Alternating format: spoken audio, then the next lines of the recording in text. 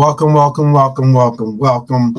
Liverpool 12th Man Show. I'm Liverpool 12th Man, and we are going to be doing a rating show today. So I just want to say, without any further delay, let's just hop right into it because it's a fun game to watch. Definitely a fun game to watch, I thought, despite the fact that the first half wasn't exactly the most exciting, impactful game to definitely be a part of, but the second half certainly made the differences, the changes in tactics, and even changed out Trent, who seems to be ailing still or still recovering from his knee injury.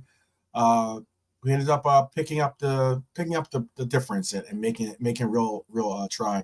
And on top of that, look, Burnley had their opportunities, but they just weren't able to capitalize and make the most of it. So it is what it is, right, people?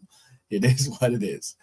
So let's just let's have some fun with it. Let's bring up the tiers here. How's everyone doing out in the chat, by the way? I hope everyone's well. What a incredible weekend it was. Certainly very long weekend for myself. Had to deal with a lot of a little bit of traveling, a little bit of taking care of stuff. Big up Daz Reynolds in the house. Big up. Always good to see you as always. Yeah, a very eventful weekend to say the least. Friday night, Saturday morning, Saturday night, Sunday morning. In America here, we had the Super Bowl. So, we had the NFL, so we had a lot of partying to say the least going on. And it was an exciting game actually for the NFL game as well as our Burnley matchup we had at Anfield because it was a big game. I mean, it was cool because we finally got to see the stands at their full capacity or somewhat full capacity. I think there's still a few seats left that have to be taken care of or something like that to get up to the 61,000 stadium capacity that we're going to be able to get to. But still all the same. I mean, it was still a pretty nice little showing. 59,896 fans in attendance. It was the biggest ever crowd for Anfield for a league fixture, at least. It's the biggest crowd Anfield has ever seen. It was really cool. Really cool to see. The previous record before this was in December of 1949. Interesting little statistic or stat out there. Always fun place and fun time to do. But 1949, when the Reds drew against Chelsea 2-2. 2-2. But it was beaten. That record was beaten as an attendance, at least. That was a beaten record. So it's a lot to go delve and unpack here. I'd love to hear your guys' takes on the game. I know for myself, I really know I've been very vocal about this certain individual, the certain player that's been, I think, personally a big difference maker. I know I've heard some people try to bring up some loose based stats about how this player has only scored this amount of goals or given this amount of assists or something like that. But sometimes there are impactful ways that there's ways you can impact the game other than just stats, other than just goals and assists, at least. Goals and assists obviously are currency, definitely golden standard. But I think we're going to have a lot to say. I definitely want to get into the game because I know I want to speak certainly on Elliott. I certainly want to speak on, I want to give a little props to Kelleher too, despite letting in a goal. And I also want to give definitely a shout out to Lucho, who I thought, Lucho has had Lucho set a high bar when he first entered this team. When he first started with this team, he put a high bar on his name because he just hit the ground running. Lucho really hit the ground running when he joined our team in January. He was impactful. He was a menace to deal with when you had to deal with with his pace, with his creativity, with his dribbling. He's not necessarily the most impactful when it comes to assists. Okay, I know a lot of people do want to see that bigger portion of his game, considering that we do have a number 9 involved in our club. However, excuse me, because of the interaction, because of the fluidity that I've spoken on since, I've been speaking on this fluidity thing since the 7-Up game, actually. And it's something that I've brought up time and time again with the fluidity of this team. Because we have such fluidity in our front line, it's not always so direly important that our forwards have the ability to make these crosses or have the passes and such. We can get that from our width, being our fullbacks, and we can also get that provided by our midfield. If not, sometimes an occasional pass from our forwards. So it's big up. Big up, Cedric Lopez in the house. Big up, brother. How are you doing? Hopefully well. Yeah, so I'd love to hear like your takes on some of these player ratings that we're going to do today, because realistically, I thought that yes, Burnley had some opportunities. I watched the game 2.5 times. I watched the game twice over, and then I wanted to make sure that I got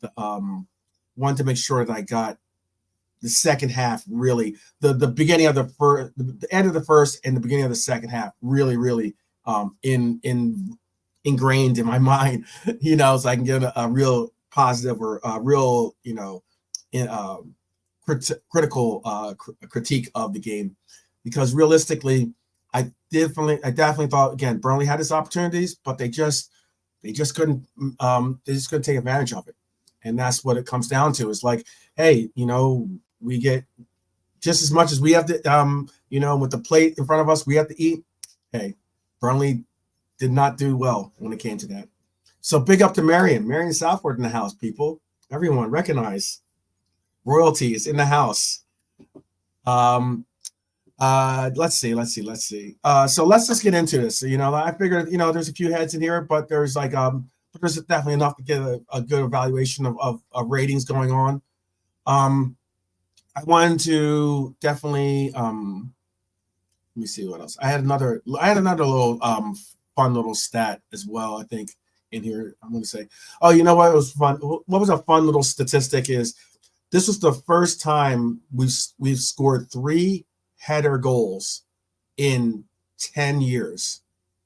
So it's been a decade since we've scored 3 header goals in one game, in an individual game.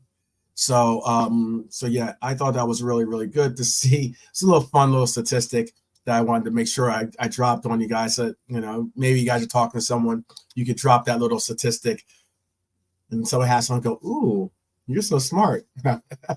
You know what I mean? So big up. Big up to John Conway in the house. I see you. Definitely see you, brother. Good to see you as always.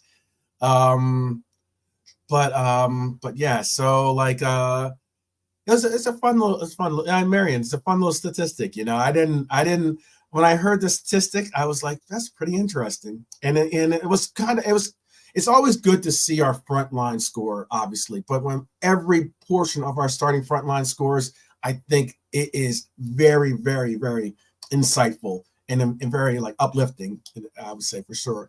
Big up LFC Aaron in the house, Redbird D9. I see you, brothers. Big up. Philip Bidwell, thank you. Big up. Says Philip says, as I was unable to watch any of the match, I won't rate any of our players, as it wouldn't be fair to rate them. Philip, you do know the score of the game and everything else. I just want to make sure I'm not giving any spoilers to you. Hopefully you'll stick through and if anything, hey, if you don't want to rate, cool. Listen to our ratings and then then you can judge and value, judge our value for what we have to offer. You know what I mean? So hopefully you stick around and, partake, because I do appreciate Philip's insight and impact in what we have to discuss and such, because it's always fun to hear. Because we're going to have a little discussion also about what it means for what this win, what we have to look forward to, and what we have to look forward to coming up for this club. Because we hold pace with that lead. It's basically we're getting to this. As long as we can keep winning, we can hold pace and make it basically Judgment Day, which would be our Judgment Day will be at Anfield. And that is it's what I've been saying since January. I just really think that it's going to be a real Judgment Day once we host City at Anfield. That's going to be our real Judgment Day. It would have been nice to have won at the Emirates, but I've always been, the main game that I've really been eyeing up and saying and trying to emphasize and trying to make sure that people understand is that our main game this year, our main win has to be at Anfield against City. So, and that's a weird thing, LC Aaron. This is kind of weird, guys. I know some of you guys over in England says thanks to no 3 p.m. games being shown in the UK. That's so weird. I understand that they do it simply because they want to try to continue to bolster and improve the grassroots efforts of the lower leagues and making you somewhat continue to allow for them to see the games and everything such. But it's weird that you guys don't get the 3 p.m. Kickoffs. That it's a blackout on 3 p.m. kickoffs. That's a shame. It's a real shame. I know that's not the case here in America, but it is what it is, I guess. Let's see. So let's just get into it. I'm gonna start the day with our keeper. It was a surprise not to see Ali in goal, but I know Ali. I know that our club, unfortunately, has been hit with the flu bug. It's the reason why a lot of times when people get sick, they're told not to come in. They're told to stay home. Eat the chicken soup or whatever it is that you have to take it. You have to do and get over the illness that you're going through, because the last thing you want to do is have that flu spread amongst everyone. So it's always the case in that. Big up Brian. Hopefully Brian will be able to join us. If not, I understand. I know Brian's a busy man over in Ireland, but yeah, I'm gonna send Brian the link here so he can join us. I definitely need to get a assistant for this, so I can be sure to get these things all settled and taken care of. I'm sorry, I'm still looking at Beyonce and her blonde hair. Sorry, it's the first thing that popped up on my Twitter. So very interesting. Can certainly be what's the word I'm looking for? Can take your eye off of things when you see those kinds of things, to say the least. But anyways, but yes, I am going to be sending the link here to Brian as well, just to get some commentary, big up and everything else. I wanted to start with Kelleher. What were you guys rating Kelleher in this game? I know Kelleher letting the goal. I get that. I get Kelleher wasn't exactly he got fortunate on 2 shots that Burnley just wasn't able to really put it in on net. Because any better of a competition or better of a foe most likely would have been able to at least get it on net, possibly have scored. That's the big question, is possibly scored, because I know it still wasn't an easy attempt, to say the least. How you guys feeling about Kelleher? I thought Kelleher had a decent game. Sometimes luck is better than. Sometimes I always say I'd rather be lucky than good, because usually when you're lucky, it covers over or pastes over the cracks when you're not good. So I was saying for Kelleher, I'm going to say I wanted to give him I gave him an average. I know he had 2 really good saves though. He did have 2 really good saves. He really did have good saves. What is that Redbird saying? Oh, Redbird, yes, certainly. It's very interesting. And if you guys can, definitely tell me what you guys thought about Kelleher's. If you thought it was average, above average, was he below average? tell me what you guys thought about Color. I'm going to bring up this comment by Redbird. He says, Redbird says, unfortunately, we need to win every game with cheating City on our heels. One slip up and they'll take advantage. We're already there. You're right. You're absolutely right. You're absolutely right. I'll wait for Brian to join us. I still have to send him the link, but I'll wait for Brian to join us. But I'm going to start that comment, and I want to hear his point of view. I have a point of view as well about that. I'll bring that up a little bit after we're done the ratings. So again, let's get into this as well. What is Kelleher's rating? I'm gonna put him in as average. If you guys don't have, as Reynolds says average. I'm gonna say average. I thought that he did well. He did do well. I'm not saying he did exceptionally. He had 2 really good saves. A great right-handed save that he made, like when he ended up colliding. I think he ended up colliding with VVD after making the save. But I like that he put his body in front of it. Like that he committed to the save, ended up making the save, and then again colliding with VVD afterwards. It was a little scary for me. Anytime I see our players, hit each other in awkward positions, it makes me kind of like cringe a little bit. But again, I thought it was good.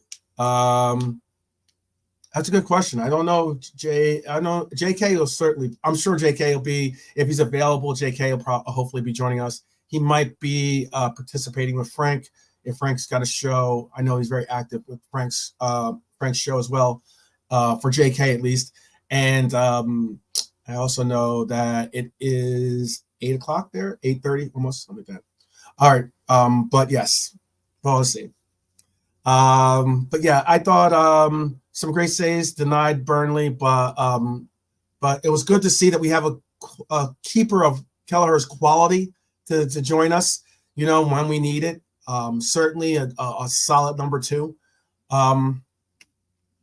Let's move on to I guess average is good enough for him. I want to move on to someone that actually has been, as of late, has certainly been a, how can I put it? He's been a person of interest because of his stature. Let's just be honest. Let's move on to Trent Alexander-Arnold. I want to understand what you guys are feeling about Trent Alexander-Arnold currently. Look, let's be honest. Trent isn't up to the level that we necessarily need him to be at, because I just think that Trent is still recovering from a knee injury. Any knee injury is a serious concern always. I know I don't know if we have Chris Angel in the house or not, but I'm certain he would certainly agree with my point that I'm about to bring up, is that anytime we talk about injuries nowadays, we look at injuries and we expect players to be immediately back to the levels that they were previously at before the injury. So often, and it's interesting nowadays because especially with knee injuries, a lot of times people tend to really, really look at knee injuries and not look at them the same way we used to back in the 80s or in the 90s even. A lot of times you see these knee injuries and people just expect, oh, he'll be out, he'll be done, he'll come back, and it's that easy. So it's not always the case. It's definitely not always the case. And often, what a lot of times it is that you have to deal with, and it's something I've had to deal with, I'm only speaking from my own personal experience.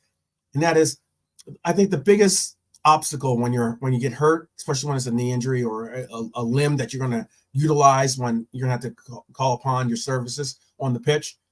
And that is the confidence in that leg, the confidence in that injured limb, as in the confidence in knowing that you can get what you normally got out of it. And that's not always the easiest thing to do. And that's certainly something I would say is the case. So I wanted to know what you guys rated Trent yesterday. I know that Trent often it's difficult, he got he's back, I want to see him healthy. I want to see what we were used to seeing from Trent, but knowing he's on somewhat of a still, healing limb, and knowing he's still giving his all, but he's not necessarily going to be able to give like the quickness, the ability to change directions and such. It's going to be different. It's going to be definitely different. So, I'd love to hear your rating on Trent. I thought Trent had an assist. He had an assist. Let's keep that in mind. It was a really good cross as a corner as well. Was our opening goal. I think we're gonna most likely put average. I'm seeing a lot of people putting in their man of the match nominees. I see you, Redbird. I see you, Cedric.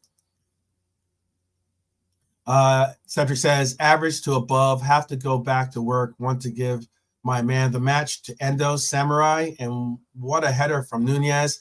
But up all, big up all in the chat, and thanks 12th man. We'll be listening. Thank you, Cedric. Appreciate that, brother. Definitely. I'm going to give me 1 second, Brian. I'm going to send you the link in one moment. I just gotta get my thing open. Get the thing open here.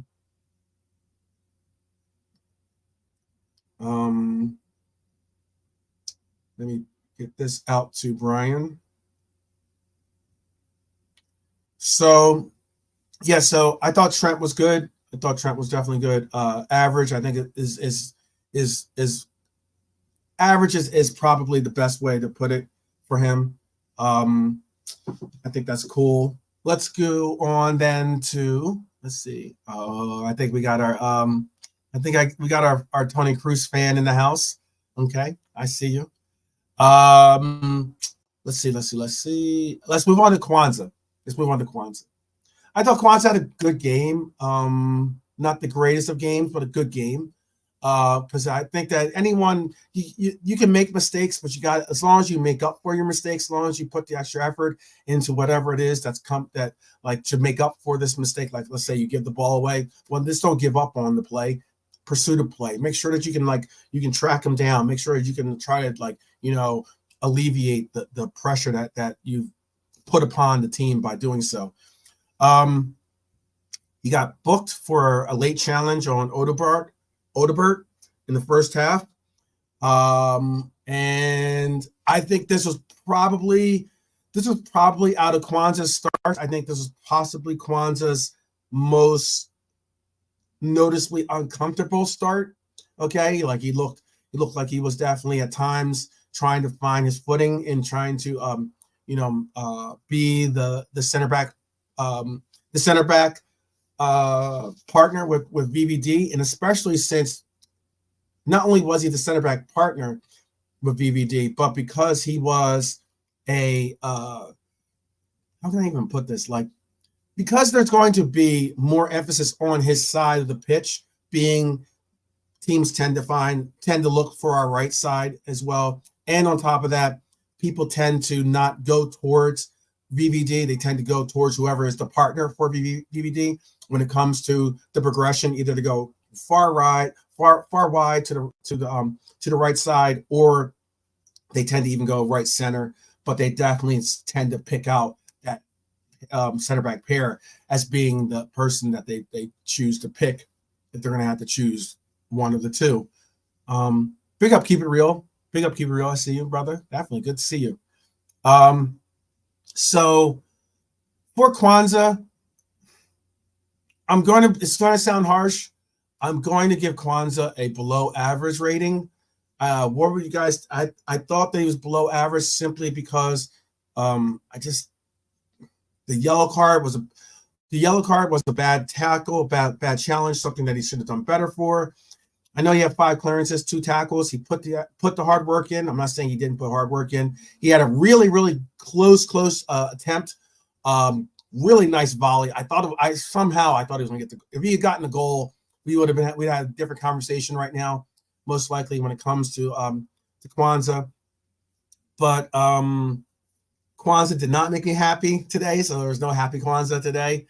It was kind of like a mediocre Kwanzaa, to say the least. So But yeah, Kwanzaa was really, really involved. I'll tell you that much. I was just looking at this. Not very often that you're going to see, and this is what I mean by he was so involved in the match. Kwanzaa had 125 touches. 125 touches. DVD had 105. That's pretty exceptional to say the least. That that Kwanzaa is being targeted, and he was seeing a lot of the ball, for sure. I'm going to bring Brian in. Brian's just joined us. Everyone, give a warm hello and welcome to Brian. Brian, how are you doing? Oh, Brian is popped in and popped out real quick. Okay. I think something came up for Brian, so we're going to hold off on that warm hello for Brian. Daz Reynolds, I will star that question, by the way. That's a good question. Very good question. So Kwanzaa, do you think I'm being too harsh for giving him a 6?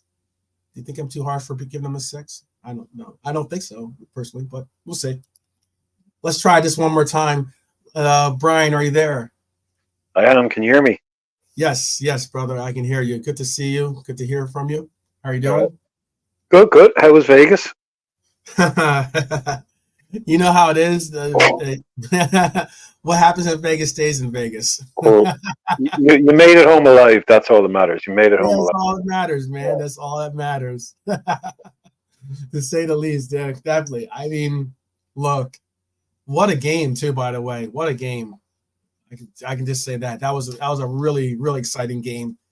I know maybe we're not going to hear from Kwasi, but because I know Kwasi is a big 49er fan. Obviously, I sent him the link as well. We'll see if he joins us or not, though. But he's got that double, so he can't. He's got thingy, didn't he? Did his team not win the AFCON? I thought his team won the AFCON. No, I thought the AFCON. I think it's the finals. Isn't the finals coming up? Oh no, that was played. That's played yesterday. I thought. Okay. Kwasi's Ghana, isn't he? Kwasi is Ghana. Yes. Oh, did Ghana play? Yes. Oh, I'm not sure. I might be wrong then. But I didn't realize. It's Nigeria. Wait, I thought it was Nigeria, and because I thought Osimhen, right, is in the finals. Oh, Ivory Coast, wasn't it? Yeah. Ivory Coast. That's it. Yeah. And I think it's Ivory Coast versus Nigeria. I thought it was the finals. So, anyways, I did send Kwasi the link. We'll see if he joins us today. He's a busy man. He's always working, So if he can, that's great. But if he can't, I understand completely. Nigeria. Ivory Coast won the AFCON. Yeah, they did. 2-1. Yeah, I think that's probably why I saw Kwasi celebrating, because he was kind of having to go to Nigeria fans, I think. Yeah, most likely. But there's two teams that weren't necessarily expected to even make it to the finals, much less, Yeah, no, they're two big teams, but yeah, we not so successful recently. But I don't think Nigeria. I think Nigeria are a bit like they're kind of a bit like Man United, whereas like Nigeria fans, they just love them, and everybody else just hates them. They don't have neutral, Yeah. It's like, okay. Yeah, there's really not much of a neutral settings, but that's for a lot of the countries in Africa when it comes to AFCON.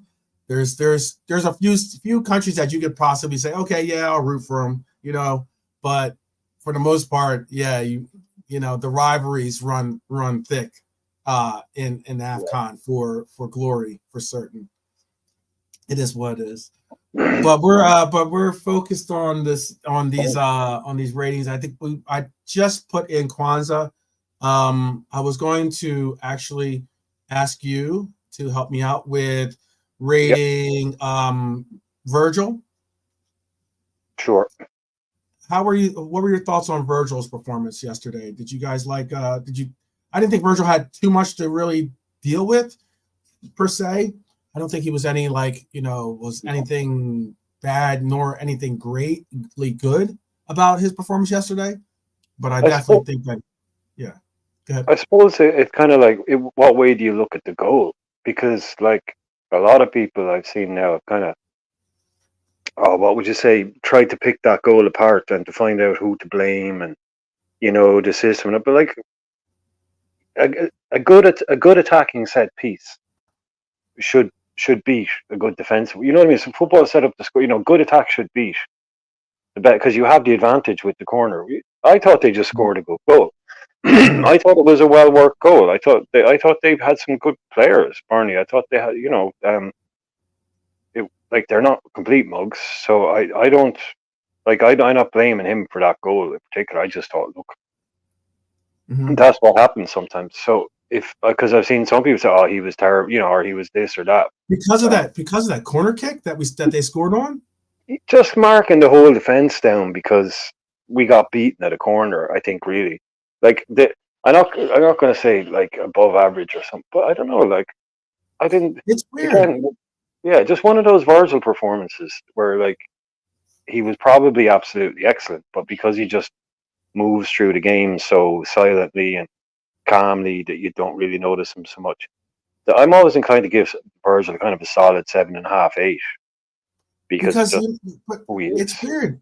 It's weird though, Brian. Because I was going to say it's weird because I understand what you're saying about the marking and holding it down for the marking. I know that's his responsibility as the captain, and especially as the captain, as the leader of the defense, for him to make sure that everyone's marked properly and correctly and knows what we have to do.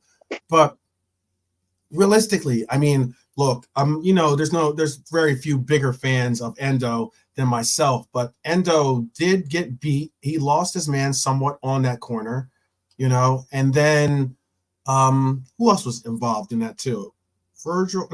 Endo, and was it McAllister that was involved in it? Well, it was Endo's man that got the run, I think, wasn't it? Right.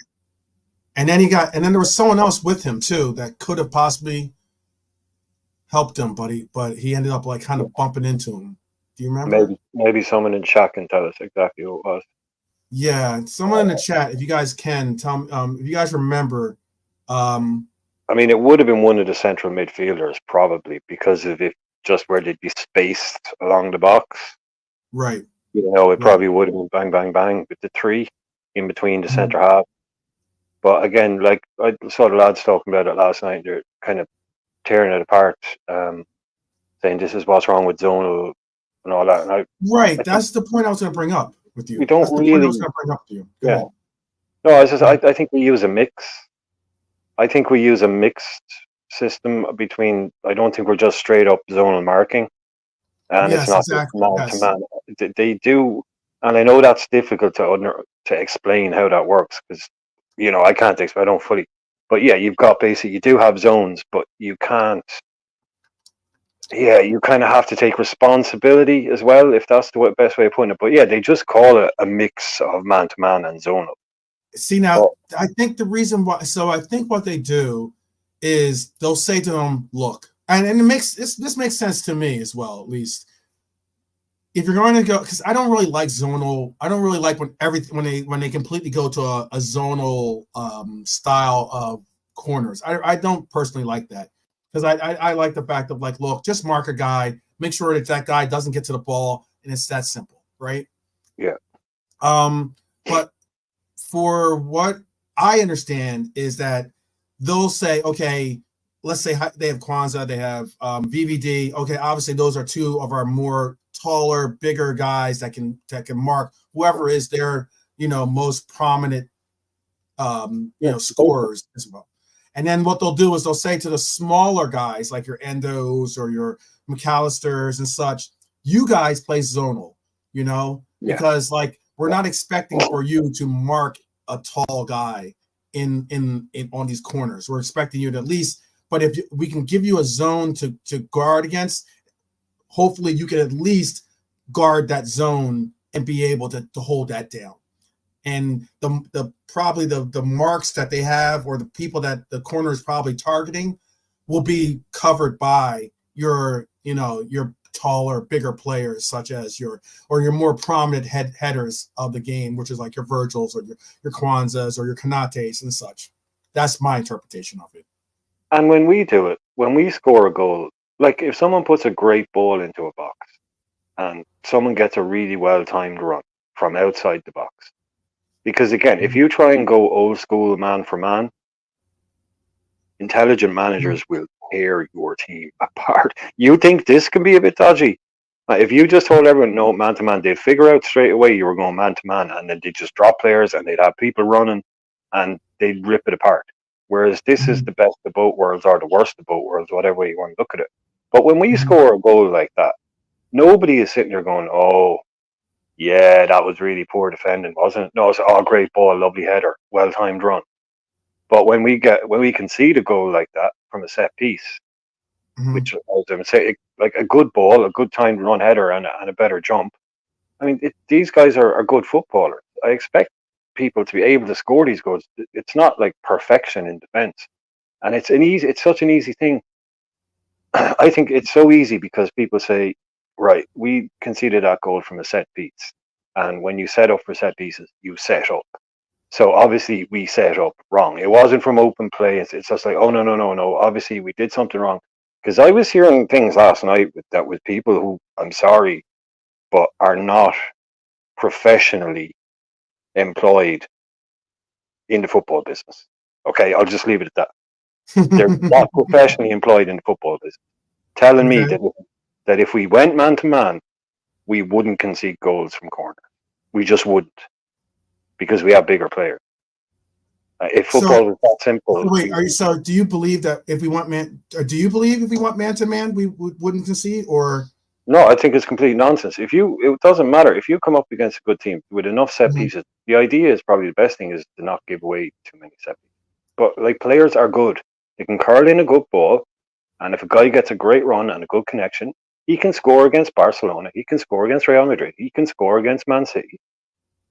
You know, it's just you're going to lose the odd goal, no matter how well you set up. Even the most perfect defenses have never gone a season without conceding a goal from a corner or from a set piece. Okay, yeah, there can be guys who are really bad at it. Like people who are complaining about set pieces now, just go and watch the last 6 months of Brendan Rodgers, just corners. It was almost like a penalty. It was almost like a penalty kick. I mean, we were so bad at corners that as soon as one went in, your heads were going down. Like that Watford game, they got 2 corners. That 3-3 game after Klopp came in because he was still dealing with the dregs of that. We were 3-1 up or something. They came back pretty much all from set pieces. It was just they go up for a corner and they get a goal, nearly almost guaranteed, or they'd win the first header, you know, and we'd have to make a save. We're light years away from that. We are like I've heard a couple of people say, "Oh, we're really poor from set pieces." I don't know. Memories are short. I think we're pretty good at set pieces. Maybe we should score. Like, and when they say set pieces, they mean corner. So I don't think, I think the system we use is fine. It's all about, Arsenal are really good at attacking set pieces. If you have and you set up the best way you can, more often than not, you'll be fine. But I just say sometimes, and this will be kind of covering the whole defense here because I know we're slowing it down a bit. But yeah, it's come on, you know, they got a goal. You know, it's like now Angel is do I think our set pieces are good? Now, I'm just talking about defending set pieces. We could definitely score a few more headers, and like I said, there'll always be a team. But I'm saying compared to where we were, and if you look at everyone in the league right now, I think there's probably 15, 16 teams that are worse at defending set pieces than us, I guess. And if even not, like just look back to the way we were under Rodgers. It's just because they stand out and people, that can be fixed because it's a set piece. It's not always that simple. Yeah. No, I don't think it's that. I don't think it's as cut and dry as people would like. I know that it sounds like, you know, let's just make it very simple. Hey, like I mentioned earlier, hey, you know what? It'd be nice if we could just mark a guy. You just make sure it's your guy doesn't get access to the ball, like, you know what I mean? And that's that. If you can make it where you can get that, that'd be great. But then you're relying on that player to be defensively astute enough to be able to not only keep the player in front of them, but also be able to to know where the ball is being brought in from and where it's going. You know what I mean? That's not easy to do, to keep it marked. It's just not. It's not as simple. It's not as cut and dry, at least as I think. And that's how I think Endo. I watched the play over. I think that's how Endo kind of lost his mark, was somewhat like he had the guy in front of him. He kind of was trying to, like, look to see where the ball was going, and he slightly lost his guy for that split second, and that split second could be the difference maker in, you being able to get to that ball or not. I don't think it was as bad as, set pieces are difficult. I would like to see us. I think I would like to see us score more on set pieces than we do. Oh yeah, definitely. But Aaron said it spot on there. If someone switches off, you can have the best setup in the world. If someone switches off for half a second, that's all it takes. And like, I think that's what happened with Endo. Like you were saying there, perfect. Like he had a look and he knew what was happening, and then he takes a set, and then and that's to do with good movement, attacking movement. Let's big Angel, on. Angel has a question for you, Brian. Angel's question for you is: so you think our set pieces are good? Because personally, Angel thinks our set pieces and throw-ins need to be improved. Yeah, no, I did just allude to that there. I think that and that Angel was talking about attacking there, and I was just talking about defending set pieces. But it's it's Christ. We're really looking for problems here, Yeah, I get you.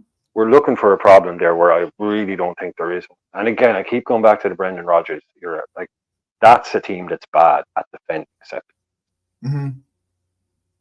It was a joke. It was a meme. Like, it was an actual meme how bad we were at defending corners. I remember. Yeah, we were a joke. It was one of those things where, like, if we came up upon a corner kick, I was just like, please just don't get scored on. Please.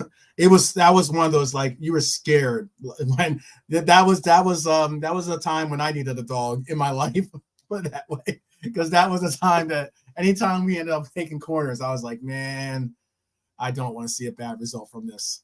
I remember though. No, I mean, we were in that boat, man. I was like you, behind the couch.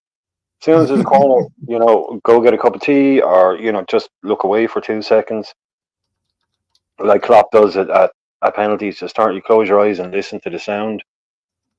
And man, it was, and that was Virgil that just brought that in and just brought calmness. Like, because I remember for a while Virgil just looking around and looking at people with that kind of, what the hell are you doing?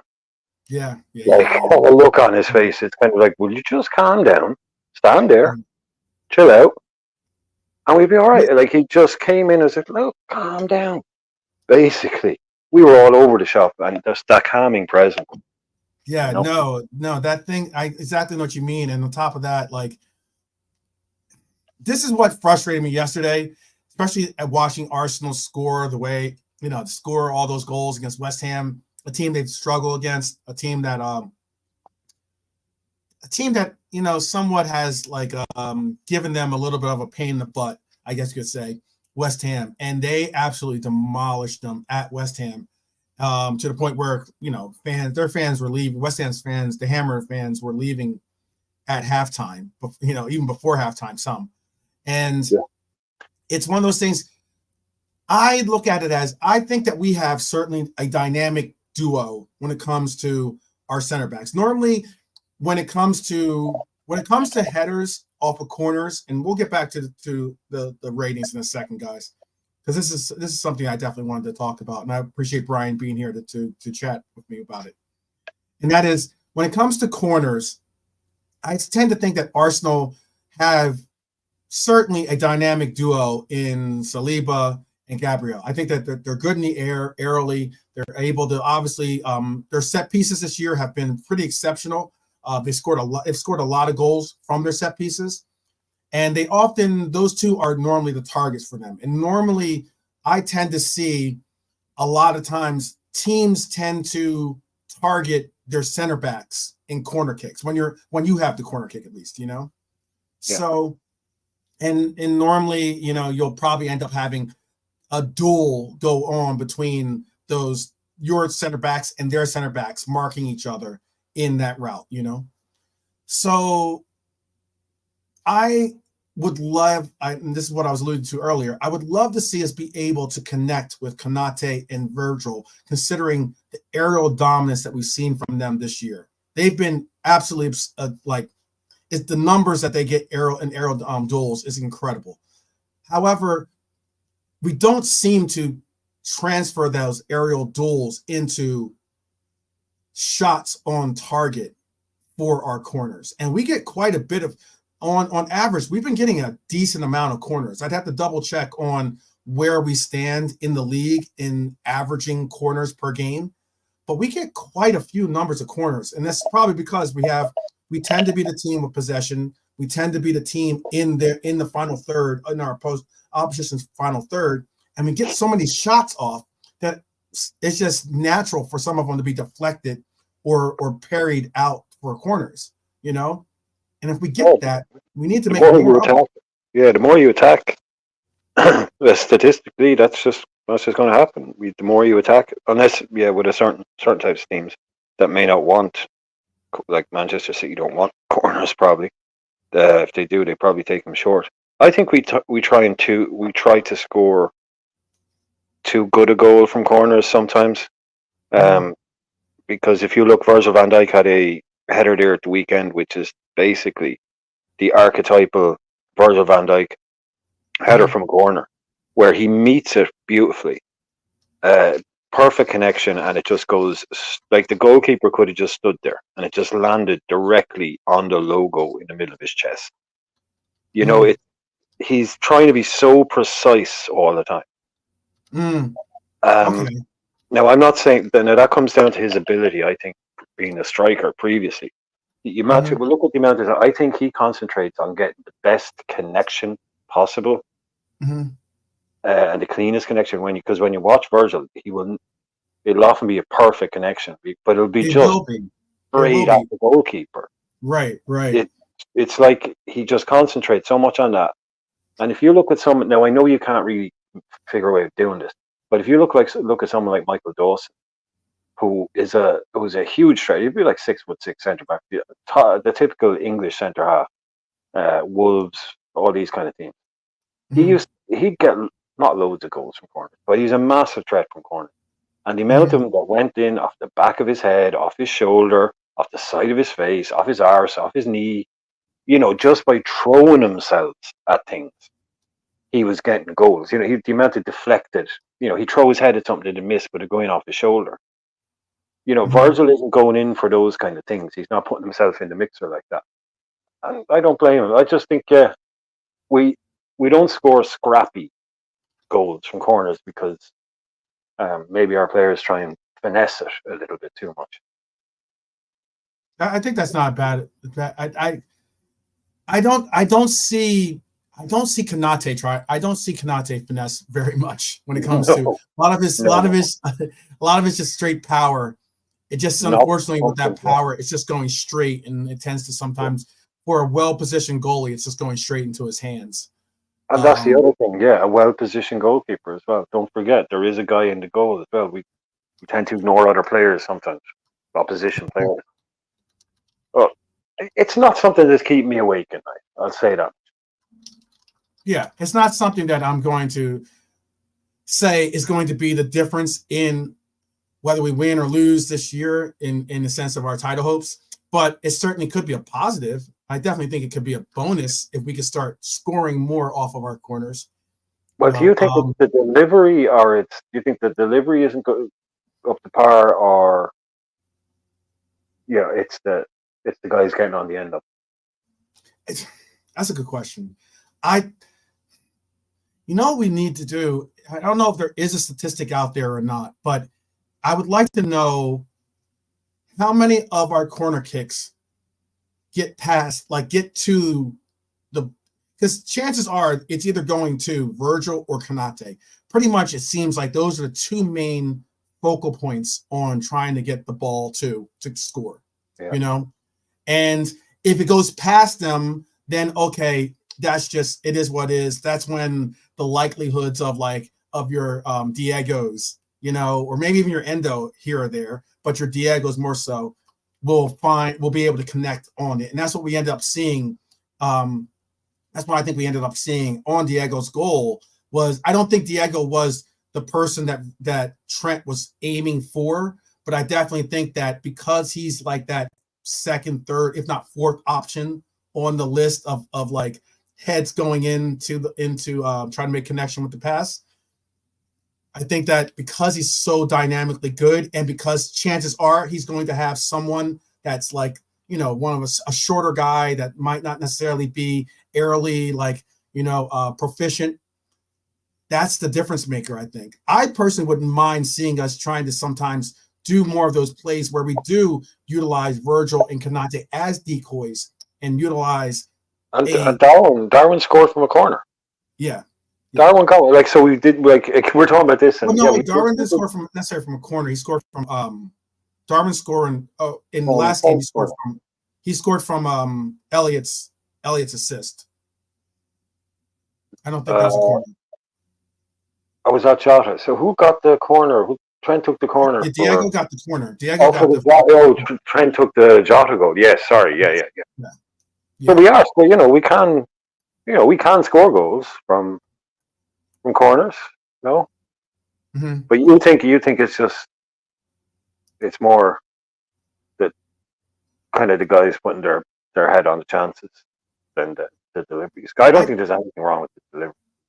Yeah, no, I think I don't know, because like there is the question, and this is something I'll ask the chat too. I see Revenite, big up Revenite in the house, Angel as well.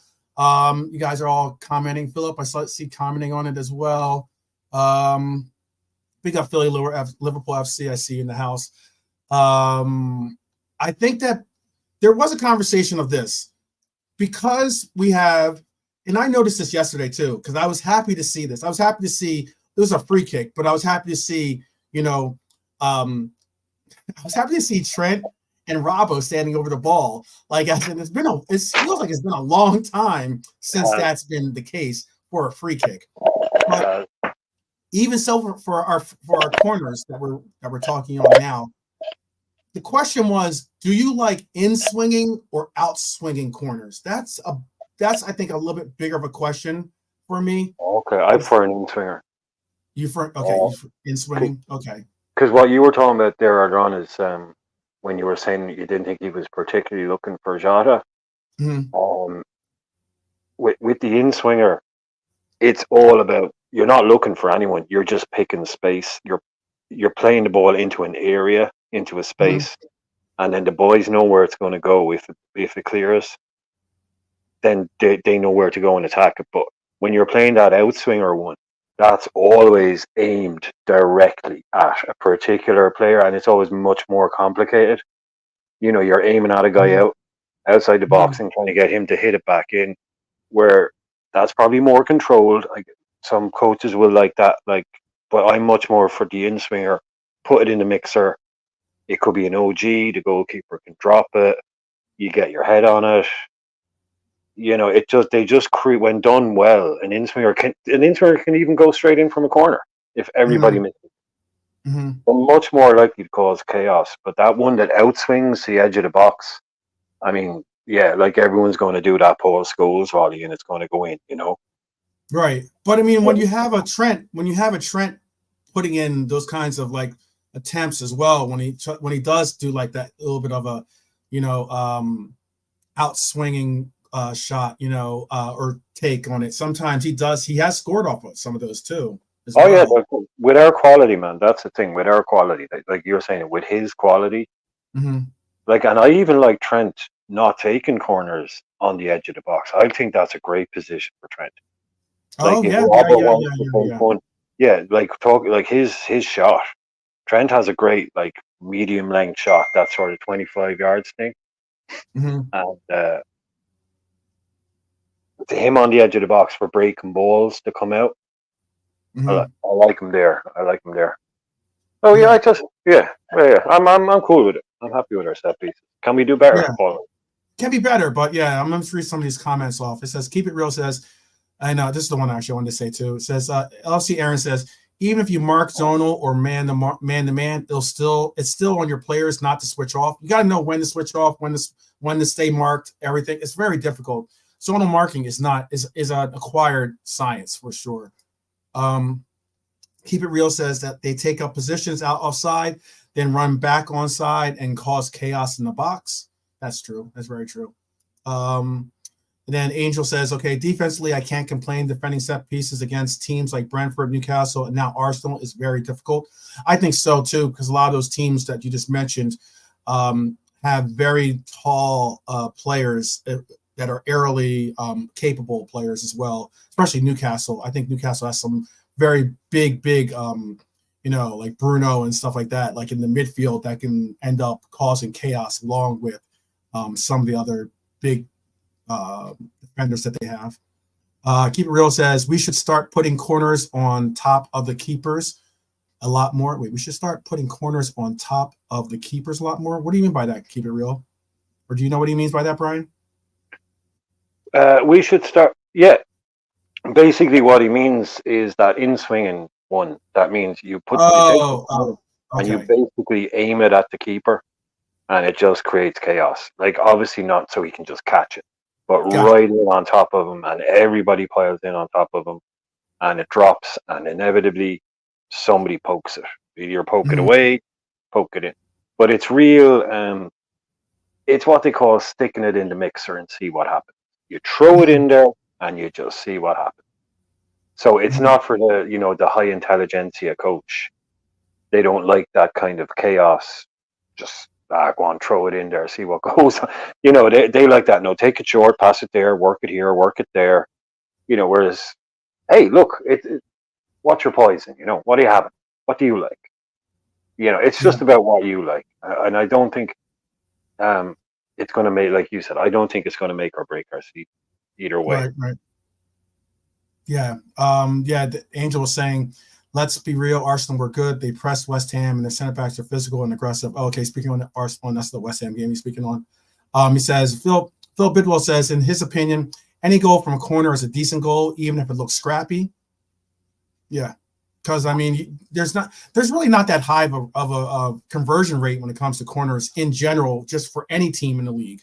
To be honest with you, just in general, which is kind of crazy. You would think that it would be a little bit higher, but it's really not. It says our kickoffs constantly a long ball to the left side. A change will be refreshing. Oh, okay, Angel, I got you. He's talking about our kickoffs. And Revenite, big up Revenite. Revenite says Konate's headers just fly over the bar. He doesn't catch it right. Yeah, I can see that. A lot of times I think it's because he doesn't have really like that, I wouldn't say precision, but I mean, he just doesn't have that finesse to put those kinds of shots where he wants them. When Konate goes up, he's just going up with pure power. And sometimes if he doesn't get right, if he doesn't make right connection with the ball, it's definitely going to just fly over the bar easily. We have, Angel says, we have numerous tall players. Darwin, Cody's tall, but for some reason, Cody's not good in the air. I don't know why. I don't understand. People just aren't.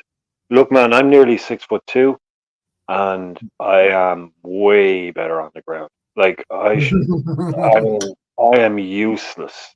Like 5'6" guys can beat me when it comes to in the air or something. I'm utterly useless at jumping and timing jumps and all that. And I should, people, oh, you're tall, you can be a goalkeeper, you can do this. Like, yeah, right, watch this. Yeah, Gakpo, I reckon, is very much like that. Didn't grow up spending a lot of time heading the ball. Right. Probably, probably not his thing, but that would be interesting. Yeah, that's a good point. He is a tall lad. He's tall, but he doesn't make connection with a lot of. I don't know what it is about him. I mean, he's not. He doesn't really come off to me as being an aerial threat that way. I'm not saying he's horrible in the air. I'm not saying that he's suspect or something. But you're right. Angels goes on to say we have numerous tall players: Darwin, Akpo, Dom. Couldn't the center backs be a decoy for others to score at corners? Angel, that's exactly. I mentioned that earlier. I agree with that completely. I think the same way that we do that. They sometimes we do either short corners or even sometimes when like utilizing what Brian just spoke of earlier by maybe like having Trent be that player outside of the box that are able to kind of like maybe do a short corner and then be able to give a quick pass to an approaching Trent from outside the box for a long shot, and maybe you hope for a deflection or you hope for a rebound, something like that. Even if he can't just score with a worldly. Or Dustin is saying he's seen him score a few headers for the Dutch side. So okay, yeah, okay. Well, fair share. Okay. I'm not saying he can't. I'm not saying he can't score headers. I'm just saying. I think that's more at me. I think that's more at me. Yeah. No, look, I'm here to be corrected. If you know something, if I say something, and I mean, I'm not as if somebody would, as if people are shy. But yeah, if don't be afraid to tell me, Brian, you're completely wrong. This was, he scored 15 headers for Holland. I'm just, we're just here to talk. Sorry, go ahead. You please. Yeah. Please. No. I just Dustin. I'm just like, yeah, no. It's better information. You know what I mean? Yeah. Like it's good to know. Like I'm not going to say like I'm not a huge international football fan, so I don't watch a lot of Holland. So no, that's good to know that he does have a better heading game than I was giving him credit for. So thank you very much, Dustin. Okay. No, it looks like everyone is on the same lines with you saying they want in-swingers when it comes to their corners. Angel says in-swinger. Revenite says in-swinger. Red for Life says I like an in-swinger more as well. Revenite says in-swinger gives the opponents more chance to make an error. And then Philip says, big up JK. Big up JK. Let me make sure JK saw my text to him as well. Philip says in swingers because the opponents panic more. That's why he prefers them. And then Keep It Real says, I was going on about free kicks when we were speaking about set pieces before corners got mentioned. Oh, okay. I got you. Yeah, and Dustin says he saw him bag headers for the Netherlands, which is cool. I mean, Wagwan. And Phil Uncle Roz, big up, brother. Wagwan. Let's see. Oh, and K-Mac in the house. Big up, K-Mac. Big up. By the way, this is what I mean, like as in considering, and he's not exactly Peter Crouch is tall. I don't know if Peter Crouch would be like an NBA dunker, like he wouldn't probably be in the NBA dunk competition. Put it that way. But just the sheer height of him alone allowed for him to be able to be a problem in the air. And he was a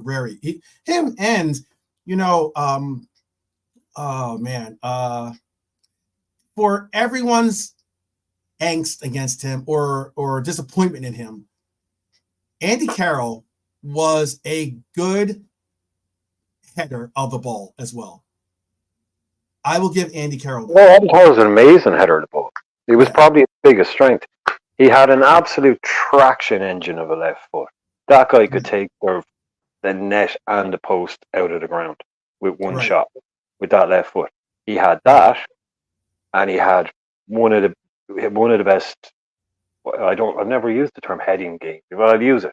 One of the best heading games in the Premier League, no doubt about that.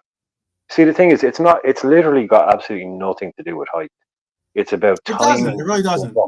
It's about timing. I don't think it has anything to do with height at all. Really. Obviously, if you're 5 foot, you're kind of out of the game. Okay, Raheem Sterling ain't going to be winning, but Sergio Aguero was brilliant to get it because he knew how to time his jump.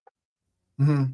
Even Messi could score. Messi scored a fair few headed goals because if you can time a jump, make space, and time the jump, you can out. It's not if the guy is 6'7", if he takes a step forward at the wrong millisecond, he moves his body weight forward and you leap. He's gone. He can be as big as a giant. It doesn't matter. You beat him because it's all about timing that leap, and that's what the best players have.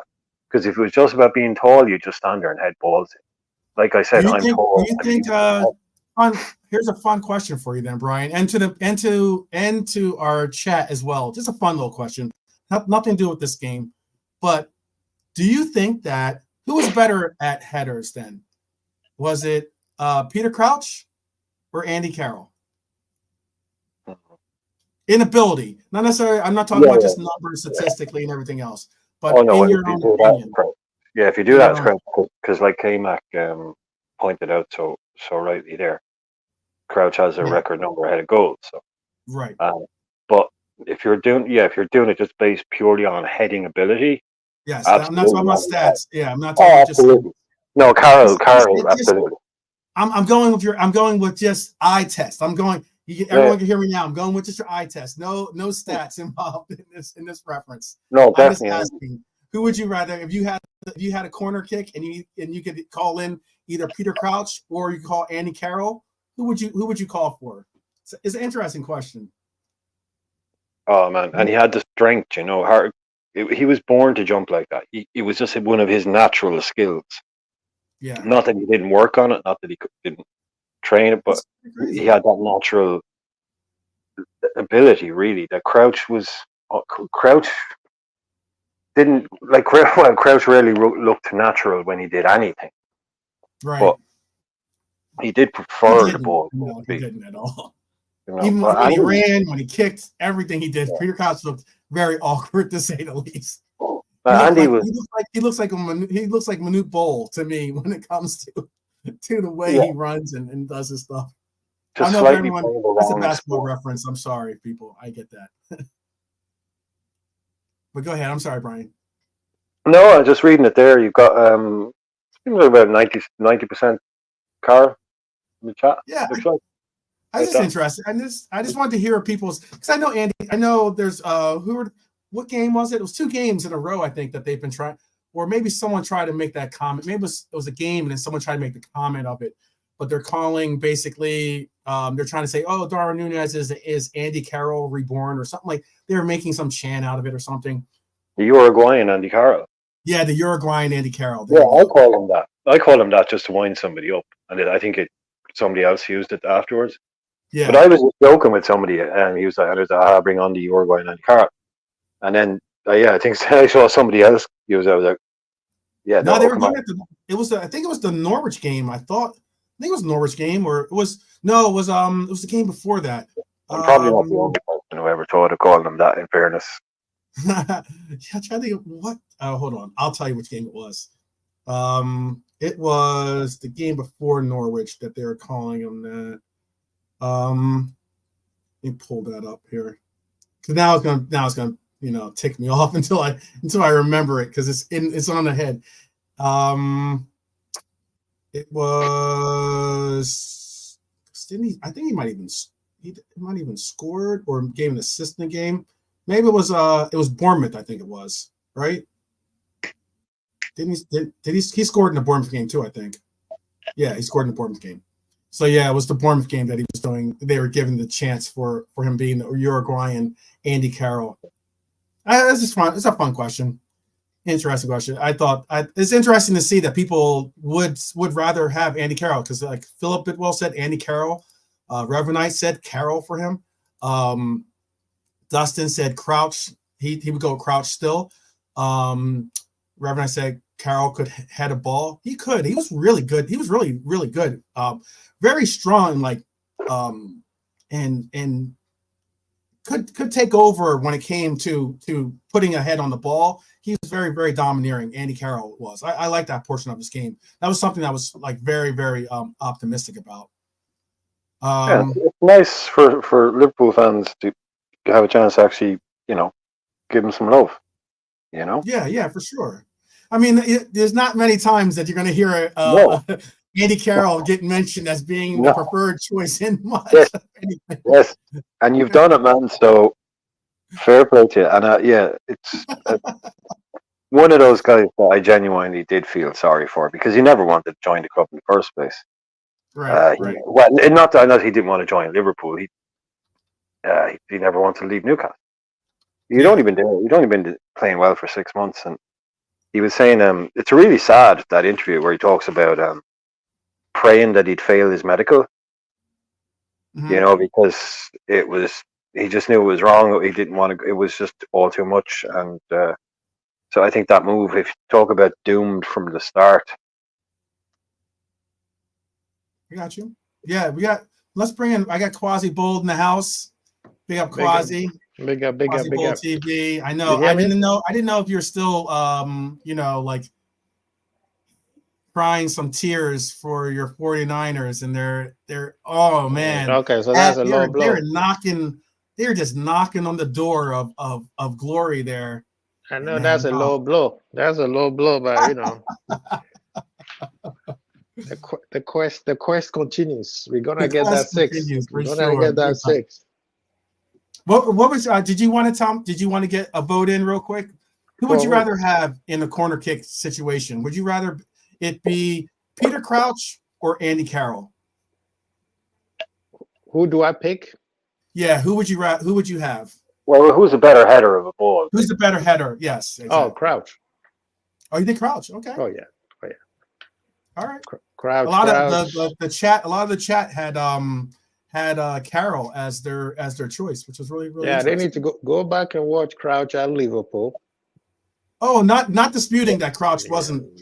I think that Andy Carroll, like what we were saying, I think, and Brian and I were discussing it before you came on, was that I personally think that Andy Carroll was a menace in the air. If anything, his heading was his best aspect of his game, I think, personally. Yeah, but I see the difference between him and Crouch was Crouch can adapt. Andy Carroll was trying to adapt, and Rodgers did not give him that time to adapt. You know what I mean? So Quasi just got to see. It was a real forget everything else. Mm-hmm. One question: who's a better header of a ball? Yeah, Crouch. I'll go Crouch. Okay, Crouch. I'll pick Crouch all day, every day. Yes, not about Andy Carroll. Games. Yeah, Andy Carroll was physically imposing for all defenders. Mm-hmm. But I think with Crouch was more efficient. Yeah, no, we're just as this Rev Knight's got something he says. We aren't talking about adapting, we were talking about heading the ball. He says footballer is Crouch, but Quasi just pure header. Carroll, sorry. Interesting. Yeah, I mean, I just yeah. This is the thing. I see why they're saying that because of what he did at Newcastle. Right. The reason why Liverpool bought him in the first. He had a couple of really great header goals for us too, though. No, he did. But was it the FA Cup final against Chelsea? Yeah. But the thing with, I don't know, Crouch was more limbo. He was more of a, I wouldn't say athletic, but he was skinny, so he always agile. Yeah, he was more agile. He used to find a way to slip through the defenders because Carroll, okay, he's a big dude, so usually they double team him, right? Mm-hmm. But I think with Crouch is, I don't know, maybe Crouch was a little more taller than he was, so he was certainly taller. Crouch was one of the tallest players ever played. Yeah. So we don't want to.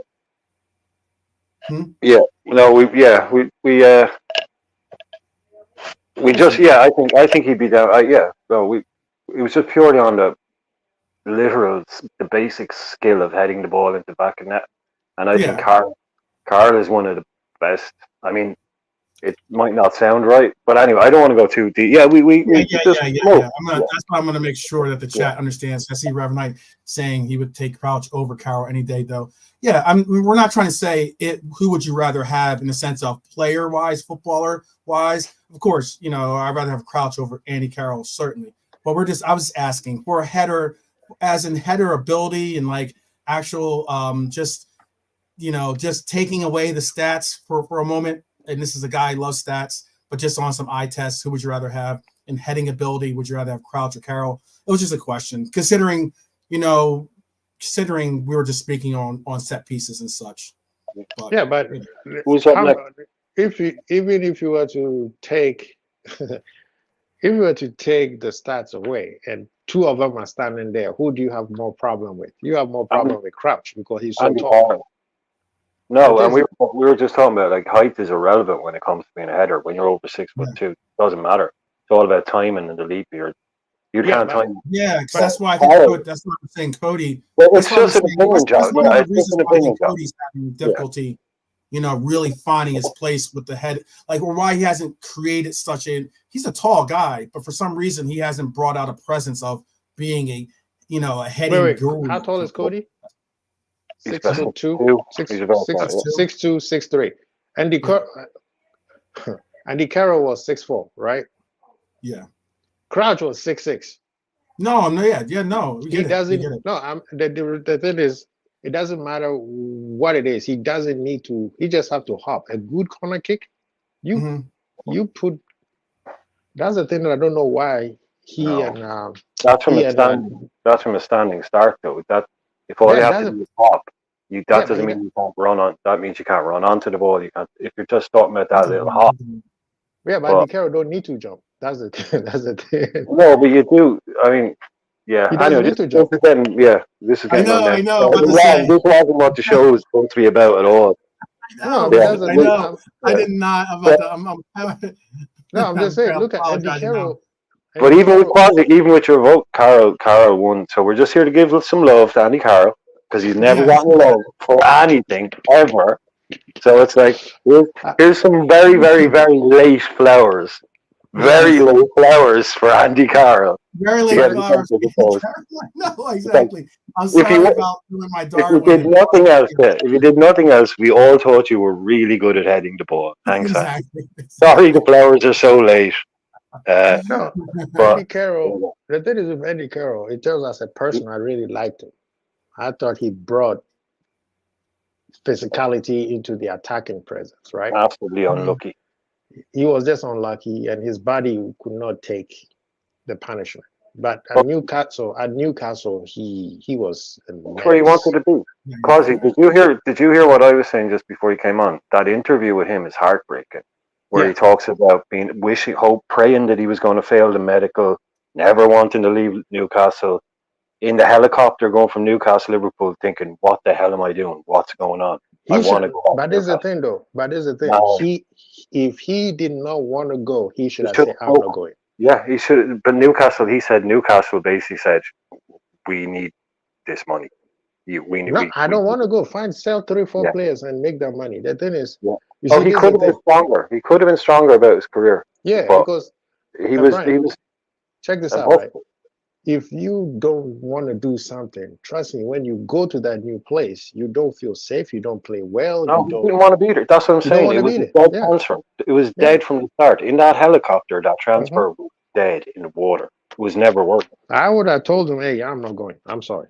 But no, Quasi, even if he didn't say, like, if you turn around to Newcastle, they'll say, he said it was his love of the club. Right. You know, to help the club and all that. But okay. Say it to fucking Kenny Dalglish. But say it to Kenny Dalglish. Say it to Liverpool as well. Say it to Liverpool. I don't want to. Yeah, even if he doesn't say it to Newcastle, just freaking tell Kenny Dalglish, I really don't want to be here. I don't want to be here. Then Dalglish would have been over in a shot, and we would have had Luis Suarez, and we would have been fine. We would have 50 million quid and Luis Suarez, and we would have been fine. You know what I mean? There you go. Because the thing is, people don't understand how the mindset of an athlete works. It keeps them fit. Because if you are in a place where you're not happy, why do I want to be here? Because the guy never did anything to stay fit. Depression, mental health. Yeah, mental health. Mental health is a big thing because he was so depressed. That's what people didn't get. He was so depressed, he could not.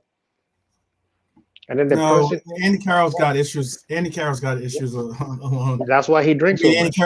I mean, I'm sure some of us have read the reports about what went down with his wedding and everything else. Andy Carroll, it was slightly different time.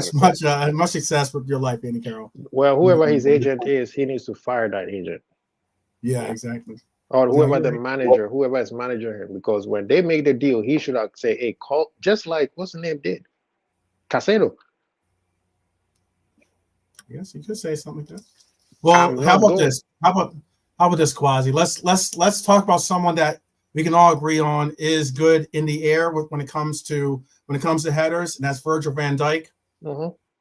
What did you think about Virgil van Dijk's? Where'd you want to rate him yesterday? I know we have. I know that the game. Brian, you gave him an average performance, right? I had him at the high end of this. I had him at a 7.5 or an 8. I give him an 8. I give him an 8. Yeah, I'd have him at that. The team give him an 8 above. 8. Yeah. I just give him an 8 because it's a professional game. Because this is what people don't understand. Yes, it's Burnley. Yes, we got 6. The people are good, man. Leave the people be. The people are getting This game, schooled by the Quasi tonight. pressure. People don't understand the pressure that these guys were on after losing to Arsenal. Remember, this gives us the same vibe as Chelsea. We losing to Chelsea and then going to Crystal Palace, 3 goals up, and then we end up drawing. The whole weekend, I was like, this is the same vibe. So they did well. The performance, I don't care because I won the 3 points. But if we're doing individual, yeah, Virgil was professional. He did very well. I'll give him an 8, 7.5 to 8. Okay. Yeah, I think the plot had him around 8, so I think we should put him in the 8. Oh, there he is. He's in the 8. Yeah. Okay. How about for Robbo? We saw the long-awaited return for some of us. The long-awaited return of Robbo. I spoke about how I did enjoy. There was a brief moment when I was very, very at comfort or at ease when I saw Robbo and that familiar sight of Robbo and Trent standing over a free kick. What was your ratings on Robbo? Brian, you want to give your rating on Robbo, and then I'll ask for Quasi's. Yeah, nothing too harsh because, as we were talking about earlier on with Trent, that coming back off the injury, just let him come in slow.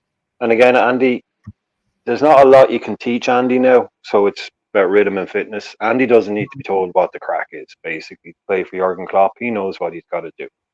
So it's just a matter of building up fitness. And when you get maybe 5 games under his belt, I'll see. So he didn't blow the world apart yesterday. He didn't make any. No. He was. Yeah, he was, to me, 6.5 to 7. Okay. Well, you got to go with 6 or 7 average. 6.5 to 7. 6 so you're saying he's below average? Yeah, so 6 is below average. Just say if he was average, below average, or above average. I'm getting. Dustin gave him average. I'll give him average. Average. Yeah, he was average. He I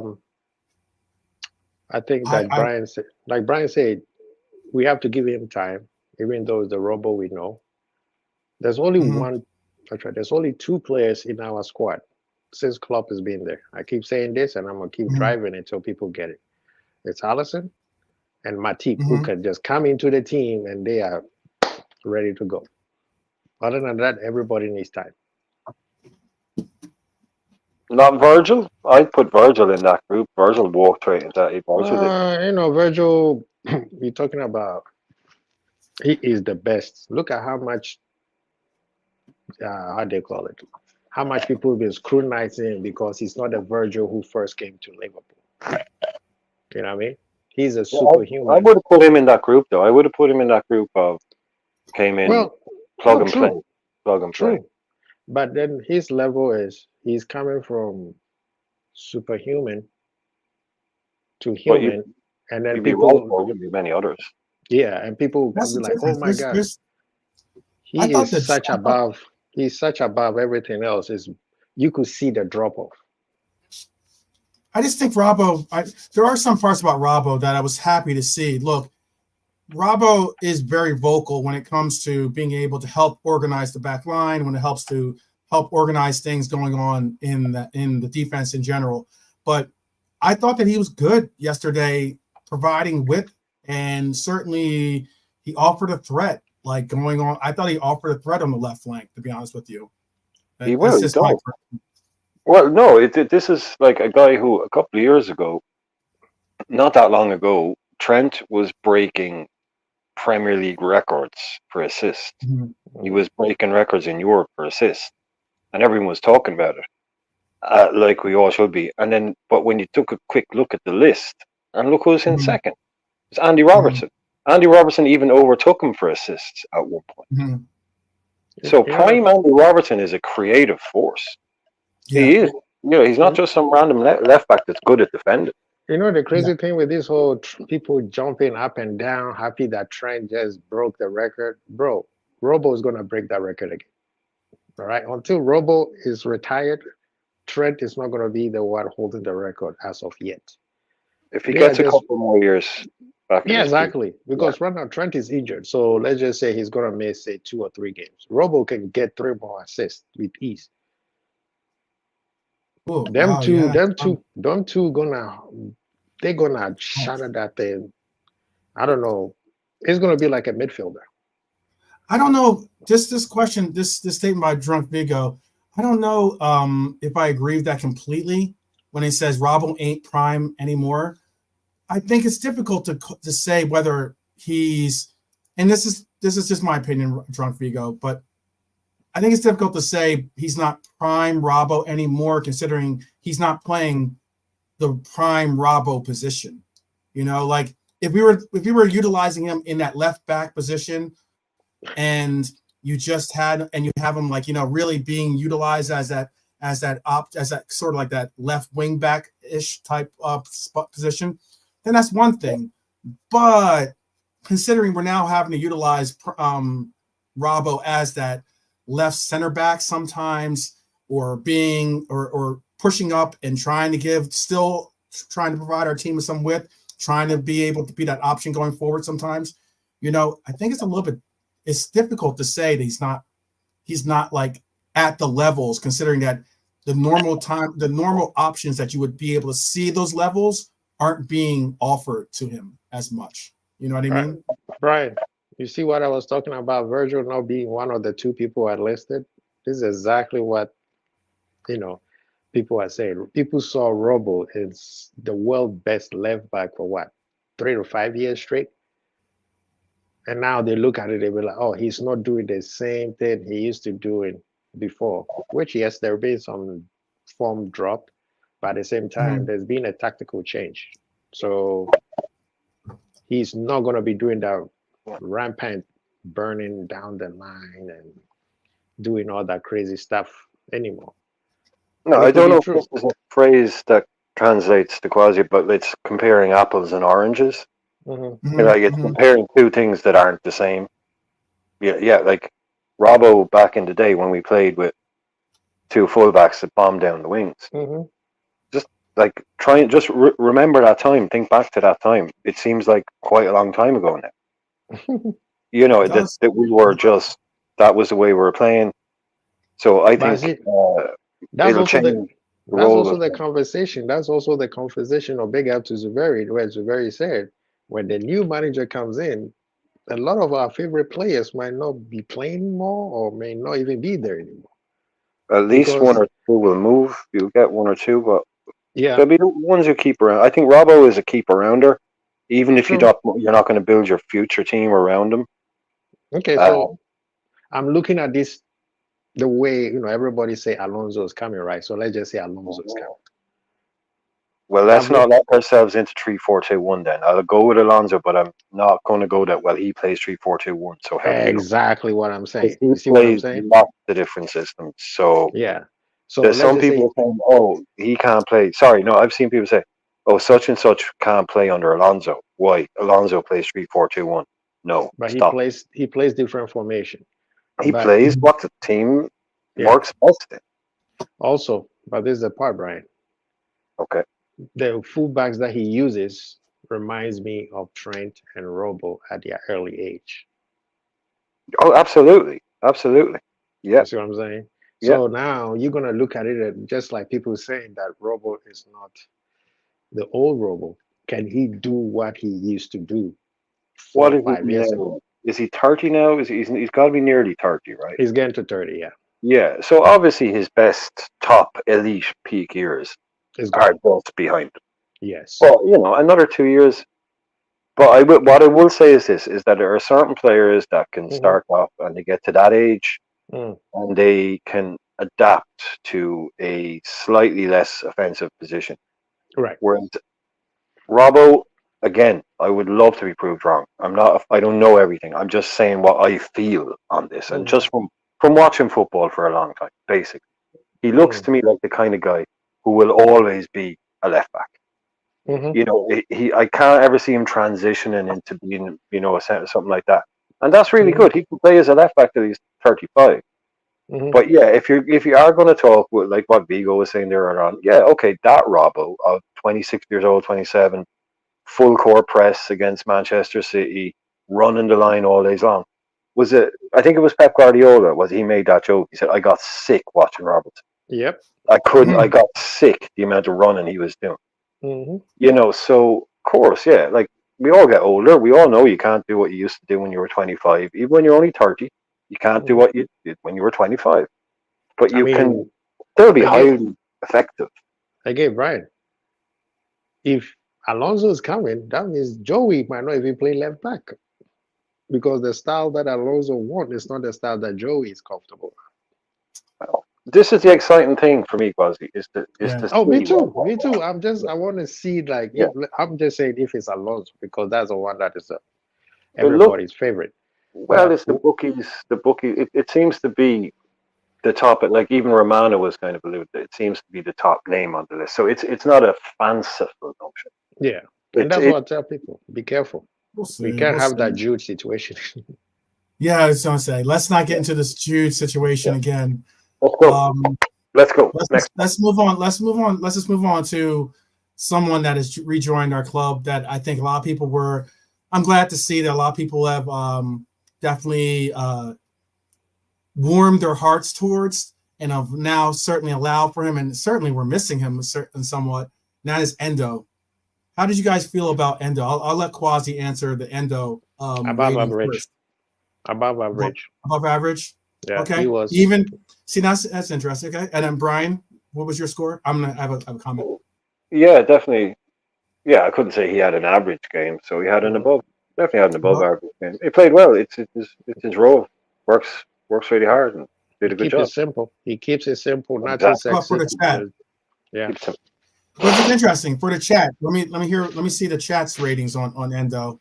Because very interesting why I'm bringing up the and there's not many bigger fans of Endo than myself, but why I'm asking what your ratings were for him is because some people were very, very critical of his play in the first half, but I think that he certainly stepped it up a level in that second half, where he was very more noticeably involved in the game, despite having a yellow card already.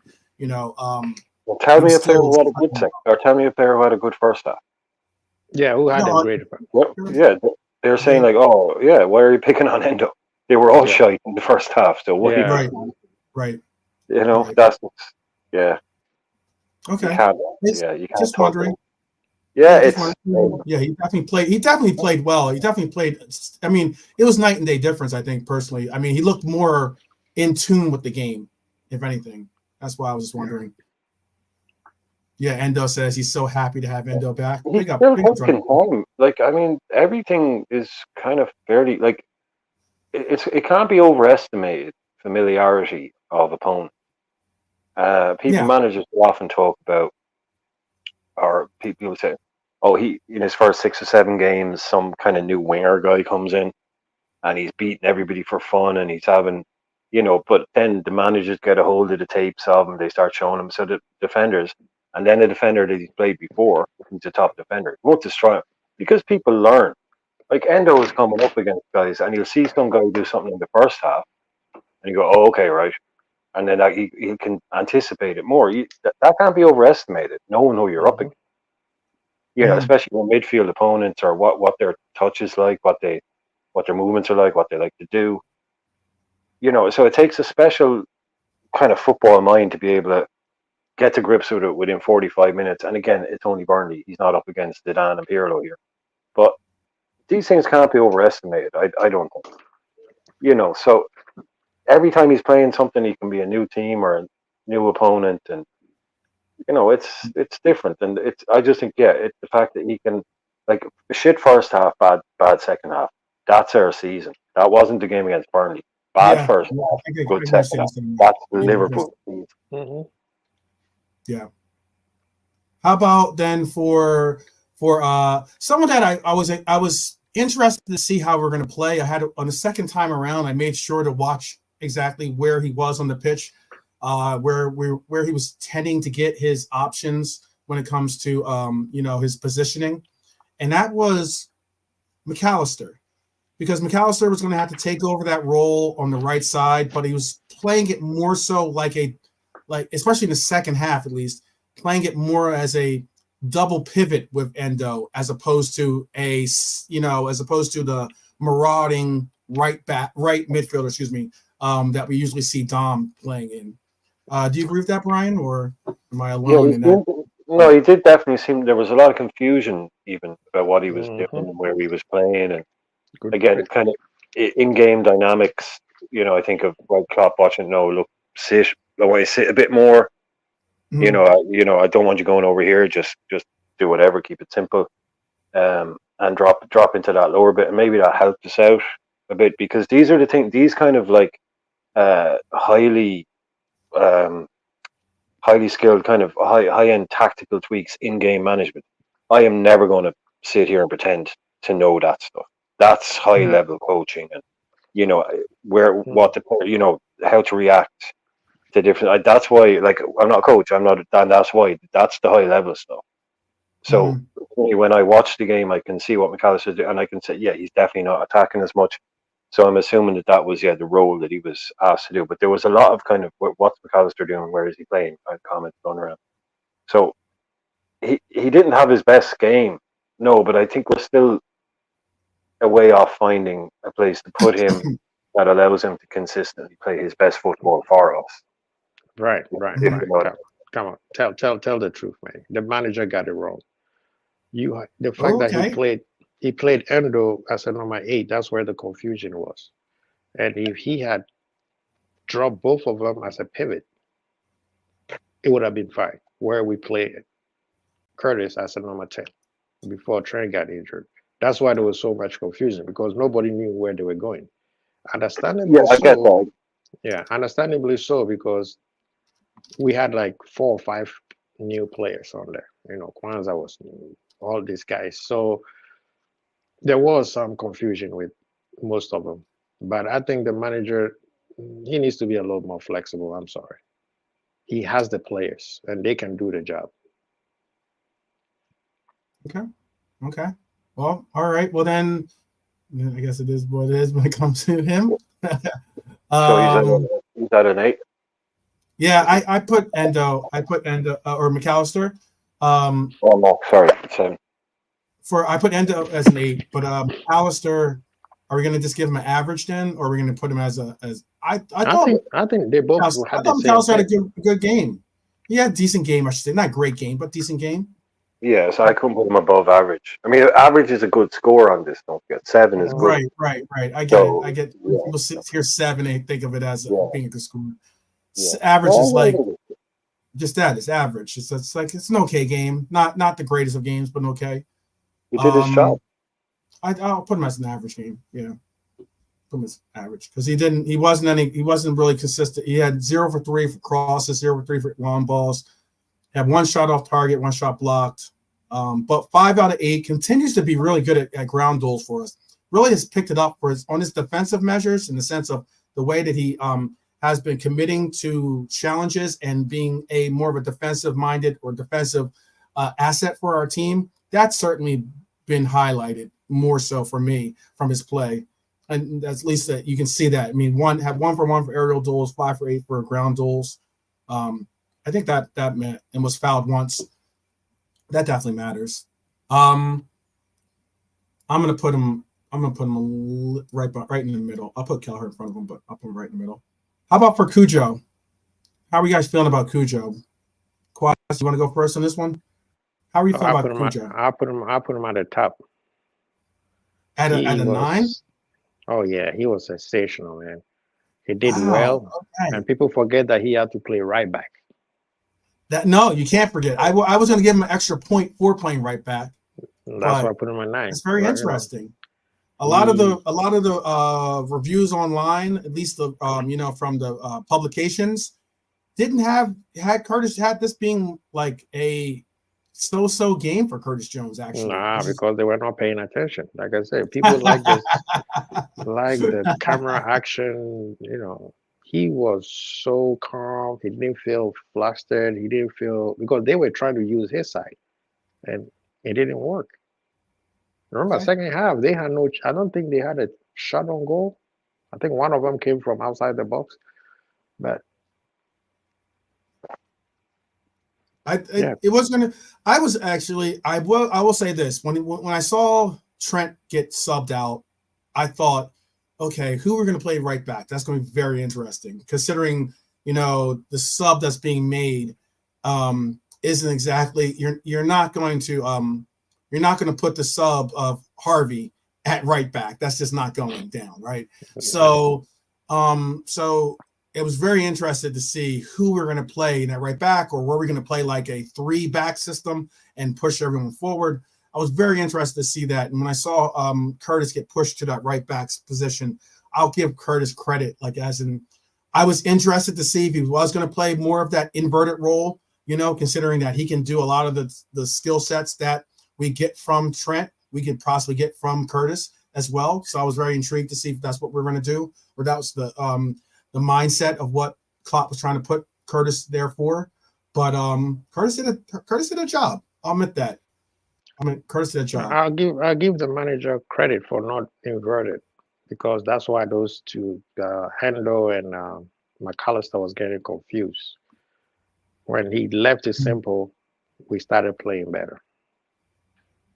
So yeah, I just the question is when he moved Curtis from, it was a bold move, because to move Curtis from that role to the right back position, but still have to, or know that you still have to utilize, you're now going to have a front of Elliott, but you're going to utilize Elliott somewhat as a cam more than a right-sided midfielder. He was used more like a cam midfielder.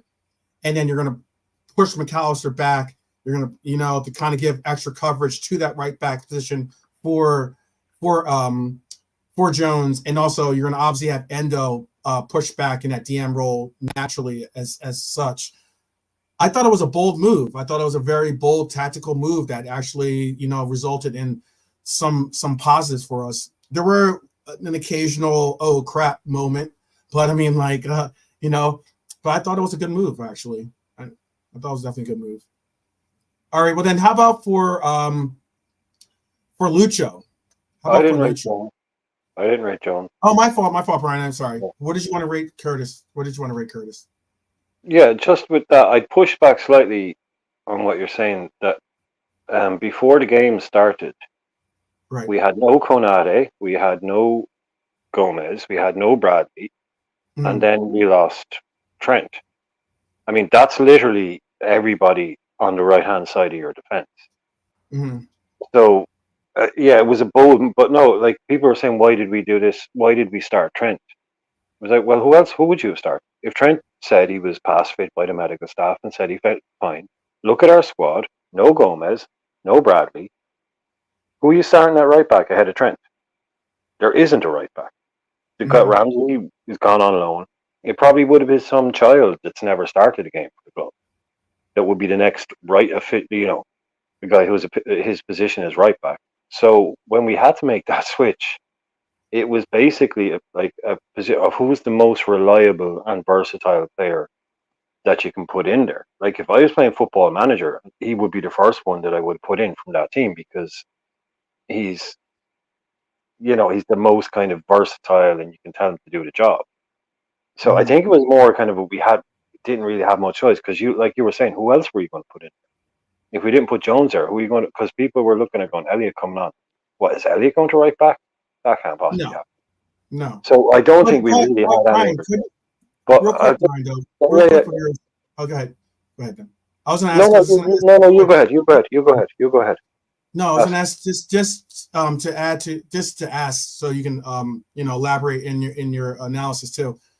Then, if we were, and we've seen somewhat of we've seen us play sometimes a 3-back when we have an inverted role anyway. Could you maybe just see? Could you maybe have seen us just going to a 3-back and utilizing, and even if it meant utilizing Robbo as a left center back, just utilizing him as a left center back temporarily? That's what I was going to say. What back three would have been Kwanzaa, VVD, and Robbo? Yeah. I just think against the opposition, You know, Or it not could like have been Endo. Endo could have been, and we could have there was put shouts. Endo. There was shouts for Endo at right back because I'm Right, sure there's probably people that have seen him do it in situations like that in right. Germany. I But don't he's think he's probably ever. I know that people have said that he's played right. I don't think he's ever played right back, to be honest with you. But I know that he can but for play 10 minutes in a back game or or left 20. center back. He's played right center back or left center back. But No, but this is what I was talking about with Football Manager. I was trying to break it into a simplistic way of say looking at the characteristics of the players, mhm, and it's like, okay, right, I need somebody to do 20 minutes at right back. Okay, I'm not going to pick him. I'm not going to pick. You're not going to pick Diaz. You're not going to pick Elliot. Yeah, Endo or right. Jones are the perfect type of players who you can just say, look, can you just do right back for 20 minutes? Yeah, okay, Mhm, cool. I can do right back for 20 minutes. mhm, Perfect. Because Endo would be, yeah, probably really good at that. You know, if you put him up in a proper team against a proper game, yeah, he'd get destroyed at right back, you know what I mean? But for 20 right, minutes against Burnley, the players with that high IQ, we praise them all the time.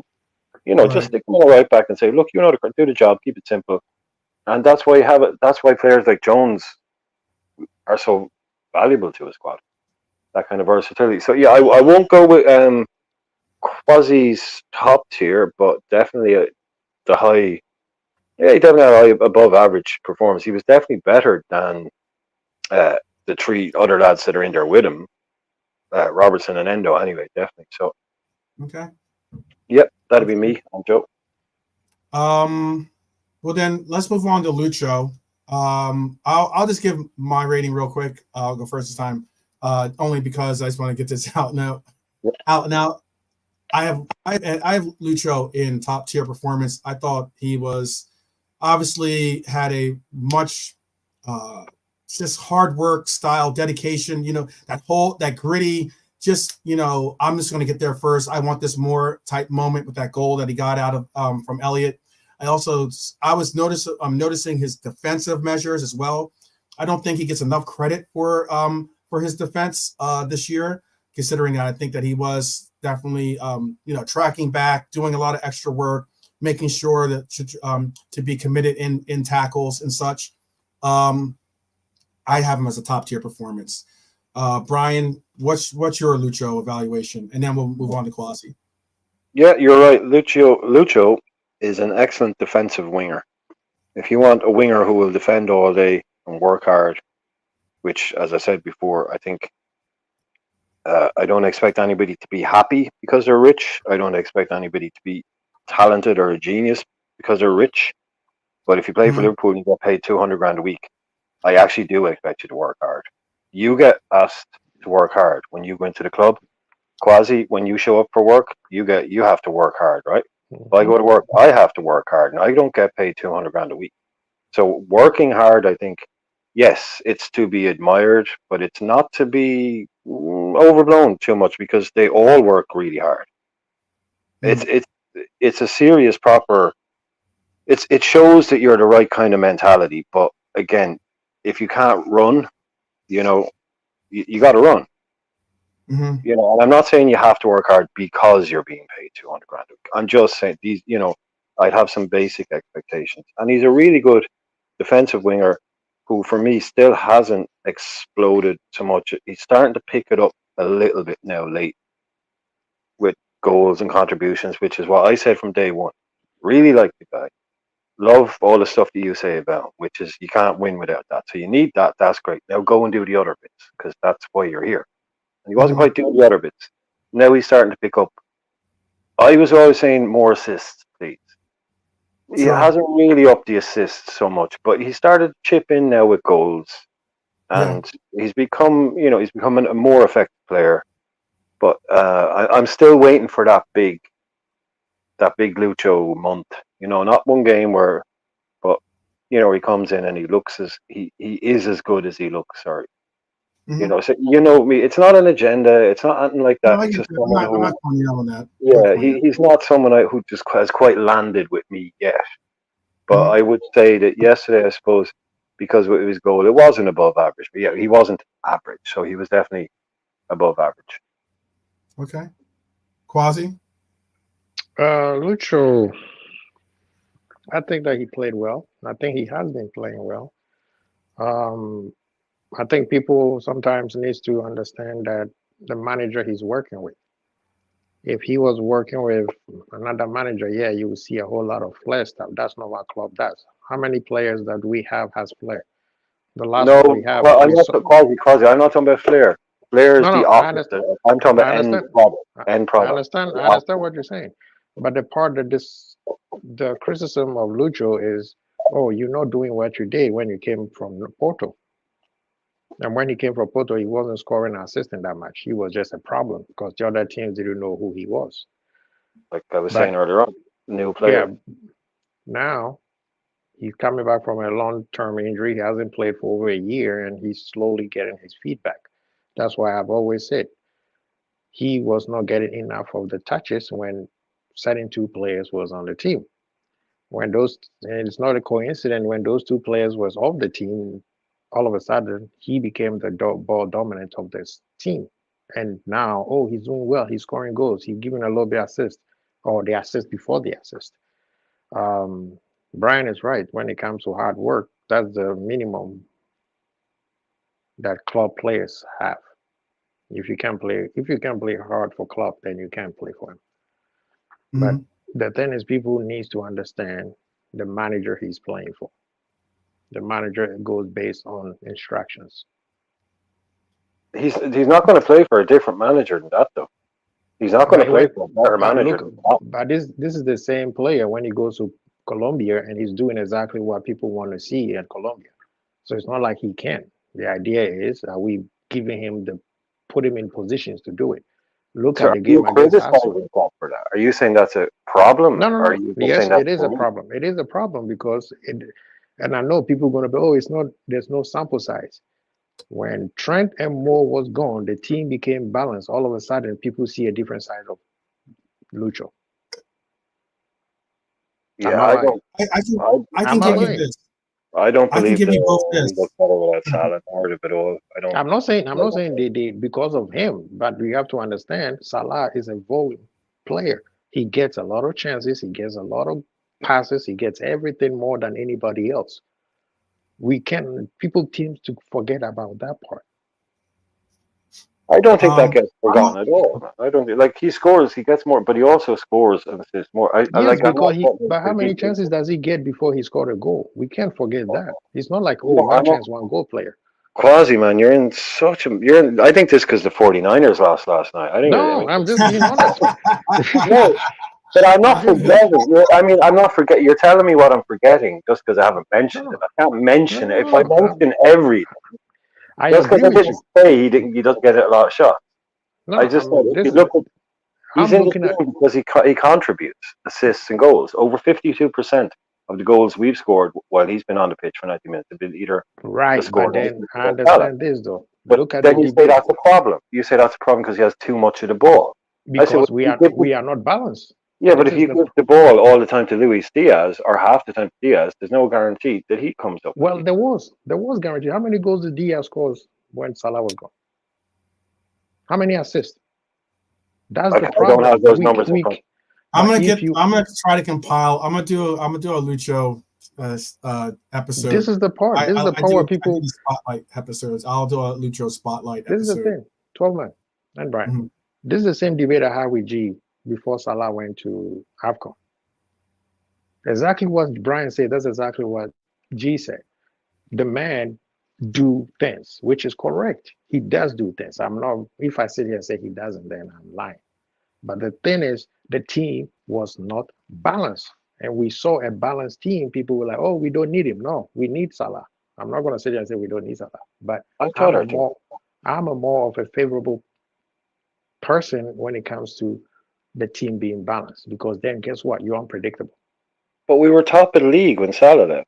Were we unbalanced? I didn't think we looked. This is an easy word. Oh, we looked Yeah, unbalanced. but when Salah go, at what point did we fell off? Besides the Arsenal game. No, but that just So means we have a wait, good squad. That just yeah. it doesn't. I mean, this is so weird. This idea that No, the but this is fact the that thing. Salah came out has showed what was wrong with our team. We That's were, but I think, Brian, weird. when people say we are different, when people, I'm not those people who say just because Salah and Trent are not there, we are better. No, we are different and unpredictable, and people need to understand that. Mhm. It There are doesn't people that do shade say that, Salah. by the way. There Yeah, are people that do say that. But we got smoked by Arsenal. We got smoked by Arsenal, and we were terrible for 45 minutes against Burnley. And so how terrible have we been? How terrible have we been when Salah played half of the season? We were top of the league. How terrible have we been when Salah was before we came top of the season? People kept saying we're winning, but we are playing horrible. That was the stuff that people were saying. The whole team, not just Salah, the whole team, and the whole team is still doing that. Yesterday against Burnley, we were horrible for the first half, and we came back in the second half. We were playing exactly the same way, with same problems with Salah. Exactly, and that's what a lot of people, since Trent came back, they start looking at Trent saying you're doing the same thing that makes us lopsided.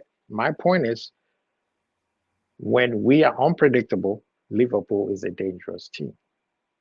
And it has nothing to do with Salah. It has nothing to do with Trent. When Liverpool are unpredictable, where everybody is playing, when everybody is doing something right, we are the better team. That's what I say.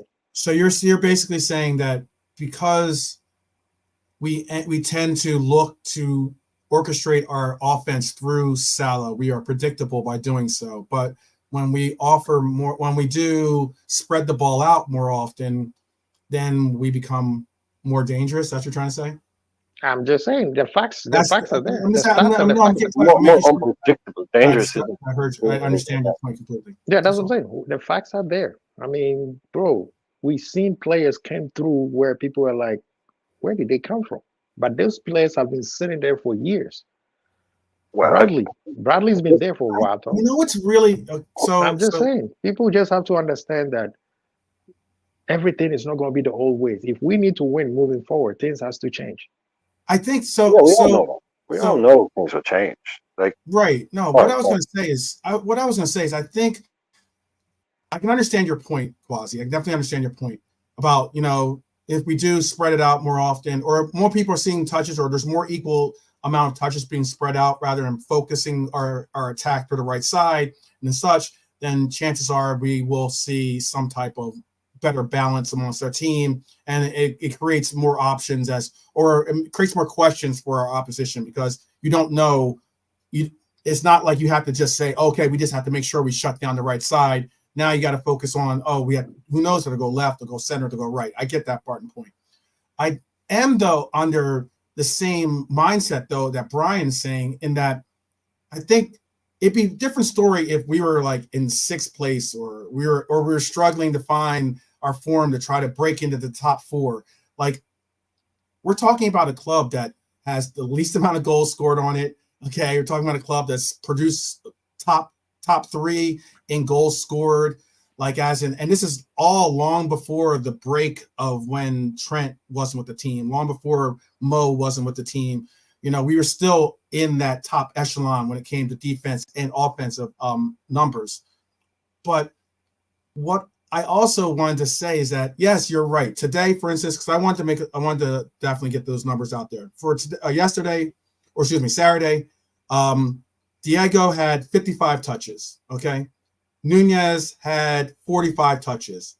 Diaz had 47 touches. They're all very, very similar in the amount of touches. Is it funny that all three of them scored the goals?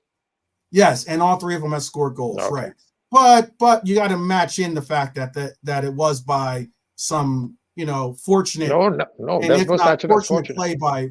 It was a fortunate. The two goals were fortunate plays that the ball fell the way it did. I'm not going to allow you to say that, because earlier changed the game, and the passes that he. But there was no such thing as fortunate. The goal that Jota scored, that was a header above everybody else, and he's not the tallest person. The goal that Diaz scored, that was him sheer will. No, fortunate as in I didn't think it was a foul, to be honest with you, but the reason why they were checking the Diaz goal was simply because of McAllister clipped the player. It was after the play. It was after the play had already moved on. But that's VAR checks everything, bro. Last time we played 45 minutes, they were still checking for penalties. I get it. I'm just telling you what happened. I'm just saying. Tell me what I'm saying, right? We are all sitting here saying we didn't play well in the 45 minutes left with 3 goals. Nothing is fortunate. Burnley are fighting for their dear life. Fortunate. We were fortunate that ball won. It then was off a deflection, and he was in the right place.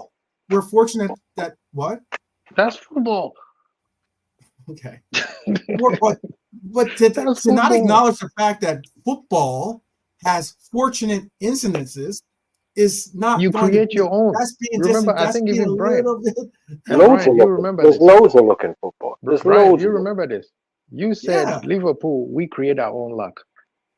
Yeah, it's about there's luck involved in football, right? And this we were talking about this earlier on. This is the perfect example. We're talking about in swingers, blah blah blah. And I was just saying, look, sometimes in football, what a lot of people they do in that position, just put it in the mixer, right? Put it in the mixer, off a corner, put it under the crossbar, put it in on top of the goalkeeper, and look for the bounce or something like that. You'll create some luck by doing that, but you need basically the skill of the corner, right? To put it where you need it to be, then you might get a inverted commas in quote marks lucky bounce. Okay, but the ball will bounce. Can you be good enough and quick enough to react? To respond, to react. So you gotta make, but there will always be look at Luis Suarez, right? Look at Luis Suarez dribbling. Luis Suarez actually people used to think he did it by act or he was lucky. He would dribble at players and he would kick the ball off them, and he would get the rebound. He was so good at actually running into people and getting the second bounce. So that was the very definition of creating your own luck. True skill, or again, look, I'm a golf guy. So if you go back to Gary Player, it was Gary Player or Lee Trevino. I think it was Lee Trevino. He said, the better I get, the luckier I get. That sums it all up for me. Billy's Titanic. The better you get, the luckier you get. Nah, the thing is, this is the part where people assume that, and maybe that's also the problem, because we think that we should create this beautiful goal all the time. Look how we pass. We had 65 touches. But no, sometimes you have to do the dirty work. No, remember, for instance, real quick, for instance, the goal that Darwin scored, not in this game, but the goal before this that Darwin scored, where he made he contorted his body, got a great foot on it, ended up finding the right side of the goal. The build-up play before that was beautiful. That was possibly one of the best build-up goals that we've had all year long. Okay, and that was because it ended up going through, I think, 3, if not 4 different players on our team. Really concise passing, very quick, very, very, very accurate passing. Ended up being a great pass. I think it was Diego set up Darwin on the goal, right? That was really, really great movement. Okay, I don't necessarily say that we are fortunate to have that case happen. That's just good play, good skill, everything else. But sometimes it's. I always say to myself, it's better I'd rather be lucky than good, because sometimes it's just about being in the right place at the right time. So let me ask you this: some people have the ability to be there more often than not. So let me ask you this. That one, everybody touched the ball and we score a goal, right? Diaz goal, if Elliot doesn't do what he does, we don't score a goal. So whatever it takes, you have to do something for something to happen. Exactly what Brian was saying. Manchester City, if a team sits back, what do? They don't dribble and score a goal. They do something, all of a sudden somebody tap it in. Look at the goals that Foden has been scoring. Out of nowhere, it's like if it hits somebody and then he pops up to the right place. Football is not 100% on everything.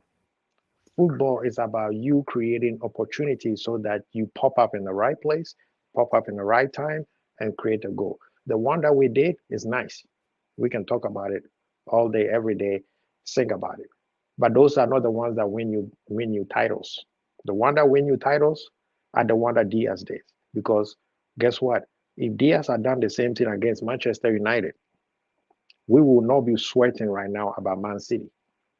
And how much touches we had against Manchester United, and we still could not even put a ball in the frame.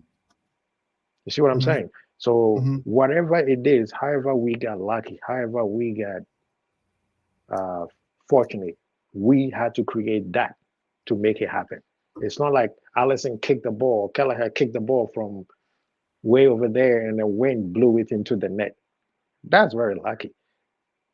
So we have to make sure that we understand everything is not going to come out sexy. Everything is going to come out like even Manchester City, the year that we lost by 11 centimeters. The Oh, goal that we scored was beautiful. One of the best goals I've ever seen. Mm-hmm. If people haven't seen it, go watch it. But at the same time, Liverpool have scored some scrappy goals.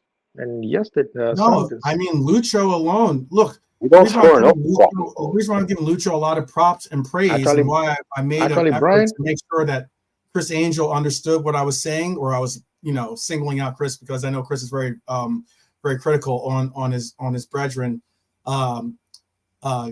Lucho, and that was because the last couple of goals, despite the fact that, like, albeit the goals have been hard pressed, or a lot of goals of just pure effort and hard work and wanting it more.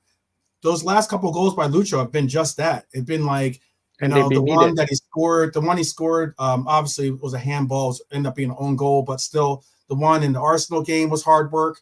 I think the one today was just hard work, just a matter of like putting your body on the line, just wanting it more. Sometimes that effort is just what you expect it, but you don't always get it from every player. Maybe like the Kansas City Chiefs, you would say.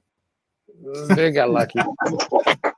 But you see, you know what? It's good that you brought that, because guess what? Niners did not do anything in the third quarter. That's why we didn't win. Everything we did, wow. we did everything right. Defense showed up, offense played well. Even the coach did well. But what did they do? Third quarter, you had so many chances and you didn't take it, knowing that Mahomes is a deadly player, right? So, Brian, just like you said, we don't score enough scrappy goals. No, we don't. Manchester United, Luton. I mean, there's so many. We have 6 draws. Okay, so on those games, first of all, Luton. So Luton, I'd say Arsenal. This game right here, gritty goals, right, that you're talking about. Mm-hmm. Who was all those games? Lucho scored in all those games. My point is, all the goals that he scored, 3 goals. That's the reason why I'm trying to make sure. But we don't score. Has played well and has put his body on the line. And this is why I agree with Brian. We don't score enough. Mm-hmm. Because when you score enough, the team that is playing knows that this guy is gonna score on me no matter what. Well, I think, I guess I can. Am I wrong? I would say, look, I would say Diego scores some pretty gritty goals for us too. I think that goal that he scored, where he just burst through the middle of the defense and just like took it upon himself to score the opener goal for us that time. That was a gritty goal. There was question of whether it was a handball. It wasn't a handball. But that's a gritty goal in my opinion. 12 man. You know why I say, and I agree with Brian, said we don't score enough gritty goals, is because we draw too many times. For me, Quasi, it's about, and I'll let you move on immediately after this to the next player. Yes, thank you. Because we only have a couple. We only have like 2 more players to go through. Yeah. It's a little bit of a lack of a fox in the box, if you know what I mean. To score those scrappy little tap ins and the ones that go. It's just that kind of thing that we miss. But yeah, next, on we go. Yeah, I think we're gonna have to give Quasi a blue card for that one. First blue card of the season. You're trialing him on 12th, man. First right. Okay, so then how about then for Diego, or excuse me, not Diego. Yeah, let's move Diego. How are you feeling about Diego? What were your thoughts on Diego yesterday? I thought Diego, obviously, he gets the first goal. I don't necessarily know if there was that much other than the first goal that Diego was exceptional in. It wasn't like he put his imprint on this game like we normally expect him to. But I guess you could say, someone could easily push back and say Diego's imprint on any game is getting a goal, period. For the most part, it's just getting a goal some way, somehow, right? I know. There's not a football reference. I mean, in spirit of Super Bowl, he's like Chris Carter. He just scores touchdowns. Chris Carter is a football wide receiver. He scores touchdowns. Someone's like, "Oh, he just scores touchdowns." I'm just like, he's a wide receiver. That's what he's supposed to do. kind of the Diego job. is a forward. He's a goal scorer. He's supposed to score goals. That's what he does. So I agree. I mean, that's why I don't get when people start criticizing him. Say, "Oh, he doesn't do anything. What does he do?" Like, he scored a goal, right? Okay, job done. yeah. He's not here to impress you. Well, what do you have? What did you have him yesterday at? What would you rate him? Average, above average, top tier, below average? I don't know. Maybe Above average. above average. Okay. How about yourself, Brian? Yeah, won't spend too long on him. The Jota performance of Jota, basically. Someone mentioned it to me. I think that Jota's been very quiet in this game. Yeah, Yeah, he always is, and then he scores a goal. yeah, That's Jota. He's not the kind of player that stands out leading your line and is obviously the best player on the pitch, but he's about as clutch as it gets. yeah. So like again, let's just be facetious here. Let's just be a little bit kind of cheeky. Let's just say Jota scores 20 goals this season and Darwin scores 20 goals this season, right? Mm-hmm. If every one of those goals that Jota scores is the first goal in a game that opens it up and is the game, breaks the game. Whereas suppose say if every goal Darwin scored was the fourth in a 4-0 win, right? Mm-hmm. There's two different types of goal scorers. I'm not forget that I said Darwin, just call it Gakpo or whatever. Jota is that guy that's scoring you that first goal, or he's scoring you that equalizing goal. He's really just that one guy that's going to pop up. Not when you're 4-0 up, not when you're 3-0 up and the game is good and it's easy and nice. Jota's that guy that pops up when it's really tight and it's really awkward and the opposition are getting into it. They're like, oh yeah, we could get something here. We could get something here. Jota's that little heartbreaker that just pops up and goes, no, you're not. Bang, 1-0. And they're like, oh, he's got that skill there. Yeah, he is quiet, which is why I kind of prefer him off the bench because he has time to watch a game and see a game.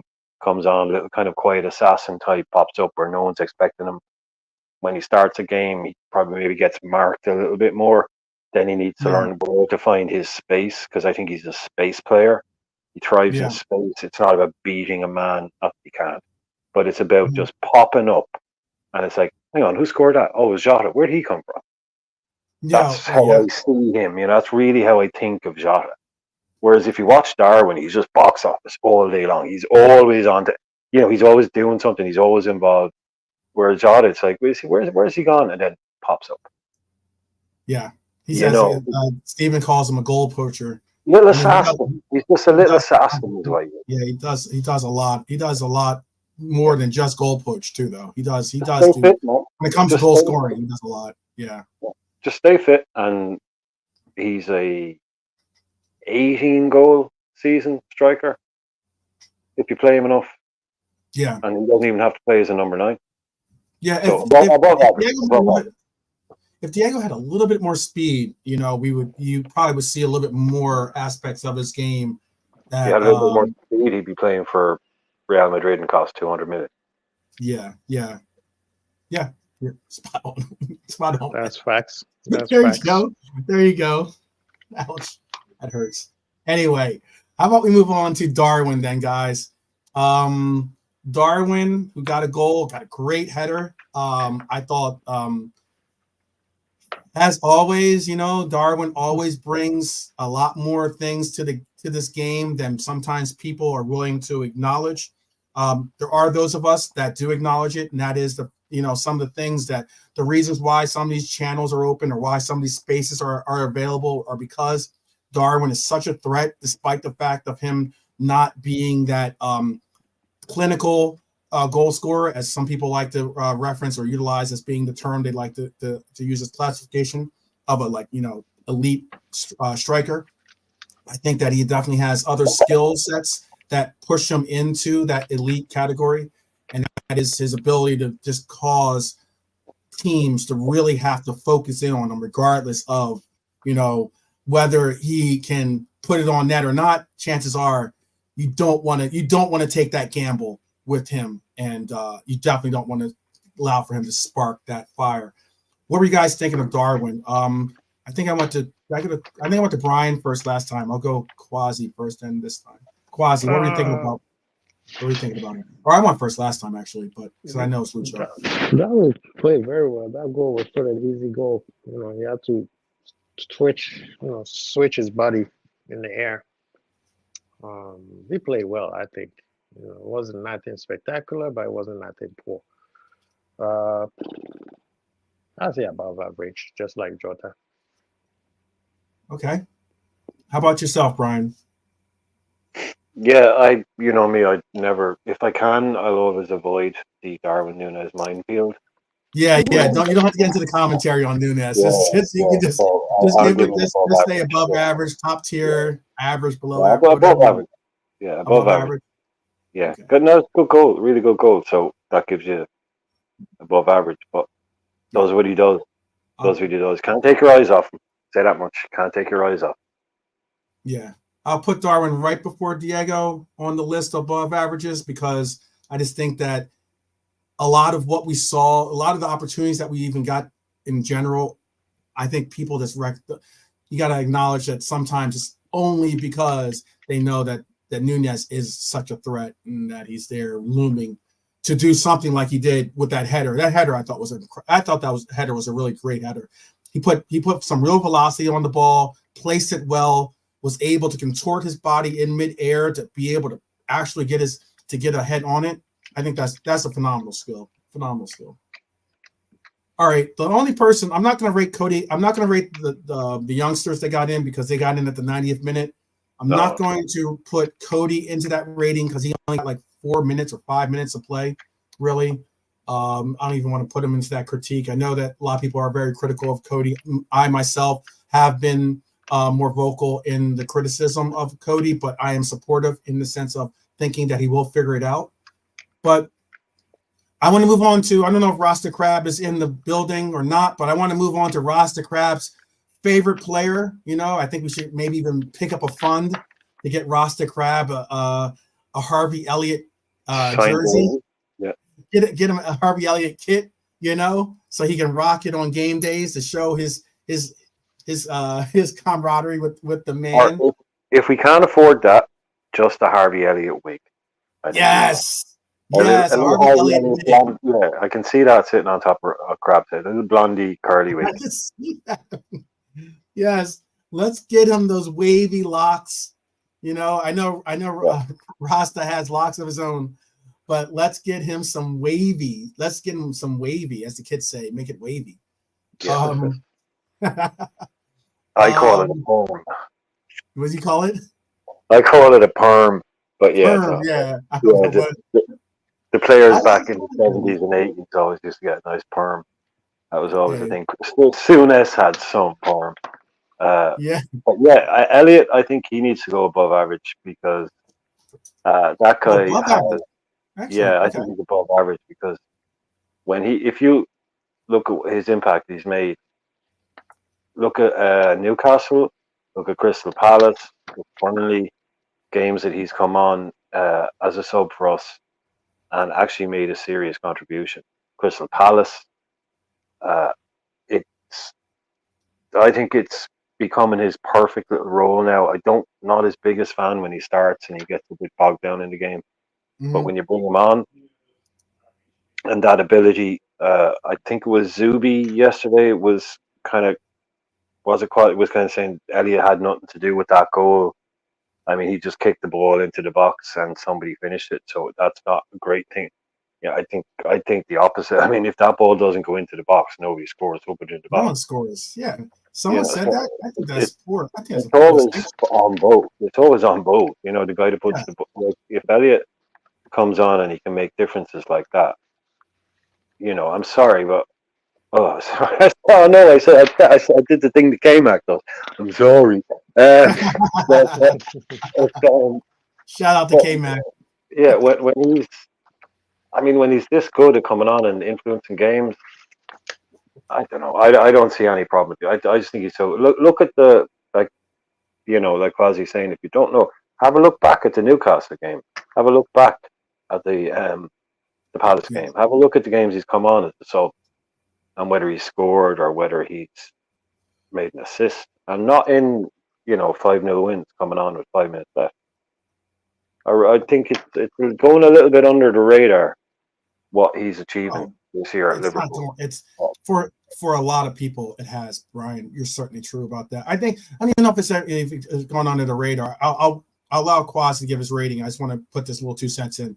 I think that for some reason, some people definitely have an anti-Elliott agenda. I definitely think that is the case. They just don't think that he's capable. They just don't see a place for him in this club, despite the fact that it was obvious that, from the very inclusion of Elliott with this team, Klopp has had a real vision of trying to utilize Elliott. I mean, he was playing a heck of a lot before that horrible injury that he got. And even when he got the injury, he still was seeing minutes. He was possibly the most called upon, and I would say he still is the most called upon substitute on our bench. I would be willing. No, he is our number one sub. Oh no, he is that's a fact. He is our most subbed on player. Right. And I think he's just come up on 98 appearances. He's just short of 100 appearances. That's incredible. That's pretty incredible. For a 20-year-old. That's look, if you think Jurgen Klopp is a better manager than you are, which I do. Oh, I think Jurgen Klopp is a better manager than everyone does. Yeah. So he likes this guy so much that he brought him into the age of 20, sent him to Blackburn and said, don't even think about playing this kid on the wing. We know he did it for Fulham. He was a young attacking player. They play everywhere just to get minutes. Left wing, right wing, whatever. They said to Blackburn, put him in central midfield because they were starting him right wing. Klopp basically rang him up and said, no, Tony, it was Tony Mowbray. Central midfield. That's what we want. And he started playing him there, and it was a revelation. He's never played. He has played on the right wing for Liverpool since, but he has never, ever become a starter. He's never started as a right winger this is my role now. And that's not because Salah's always fit. He is a central midfielder, which is why a lot of people that used to criticize him have only recently stopped saying, oh, he's not a winger. He's not a winger. It's like, yeah, well done. You've only just noticed that now because he's never played. Stop criticizing him for not being a right winger. Klopp uses him as the right-sided 8 in his midfield 3. That's where he plays. That's basically it. And that guy can knit a game together. He can come on at that age. I just wanted to talk about him because I think he had it for the minute for when he was on the pitch. And again, this guy, we talk about Scousers. He may as well be. He is basically like he's the biggest Liverpool fan that plays for Liverpool. He's probably even bigger fan because the boys are from there. It's just kind of natural. He's a huge Liverpool fan. He loves the club. Yeah. That does help. Like he runs in the family though. I think his dad's a big Liverpool fan. I think his brother's a Liverpool fan as well. Yeah. They're all like that. So it must be amazing for him to be doing what he's doing. And I just think, absolutely agree with that. Yeah. He's someone that you don't sell. He's someone that you don't really want to lose. Someone that will he ever be our first choice, this or that? I don't know. Maybe not. But every player, you never know. Jim can have an amazing effect on you, man. I mean, he bulks up a little bit, maybe, or he maybe he has a little bit of a 20. He's only 19. He's only 20 years old or something like that. So I mean, maybe he has a little bit of a growth spurt. Who knows? We're talking about young players, kids or young players. There are players in the league now that get described as young players, and they're 23, 24. Oh, he's 4 years away from that. Right. It's again, he probably won't have a very long career because he's played an awful lot of football from the age of 16. Right. So he might not go on to have, but he, I don't know what more you can ask. Tons of time. Yeah, no, he has tons of time. This is just as Dustin said, Elliott has time. I think people are so rushed. I don't understand why people are so rushed to get something to see or get something out of Elliott that the bar that they have set for him to be at already in life is incredibly high. But again, Quasi, let's get. I just realized we're at 2:30. So Quasi, what was your rating on Elliott? So we can pick our man of the match here. Do you have him as a 9 as well, or do you want to say something about Elliott? Yeah, he's the man of the match for me. Okay. Oh wow. Okay.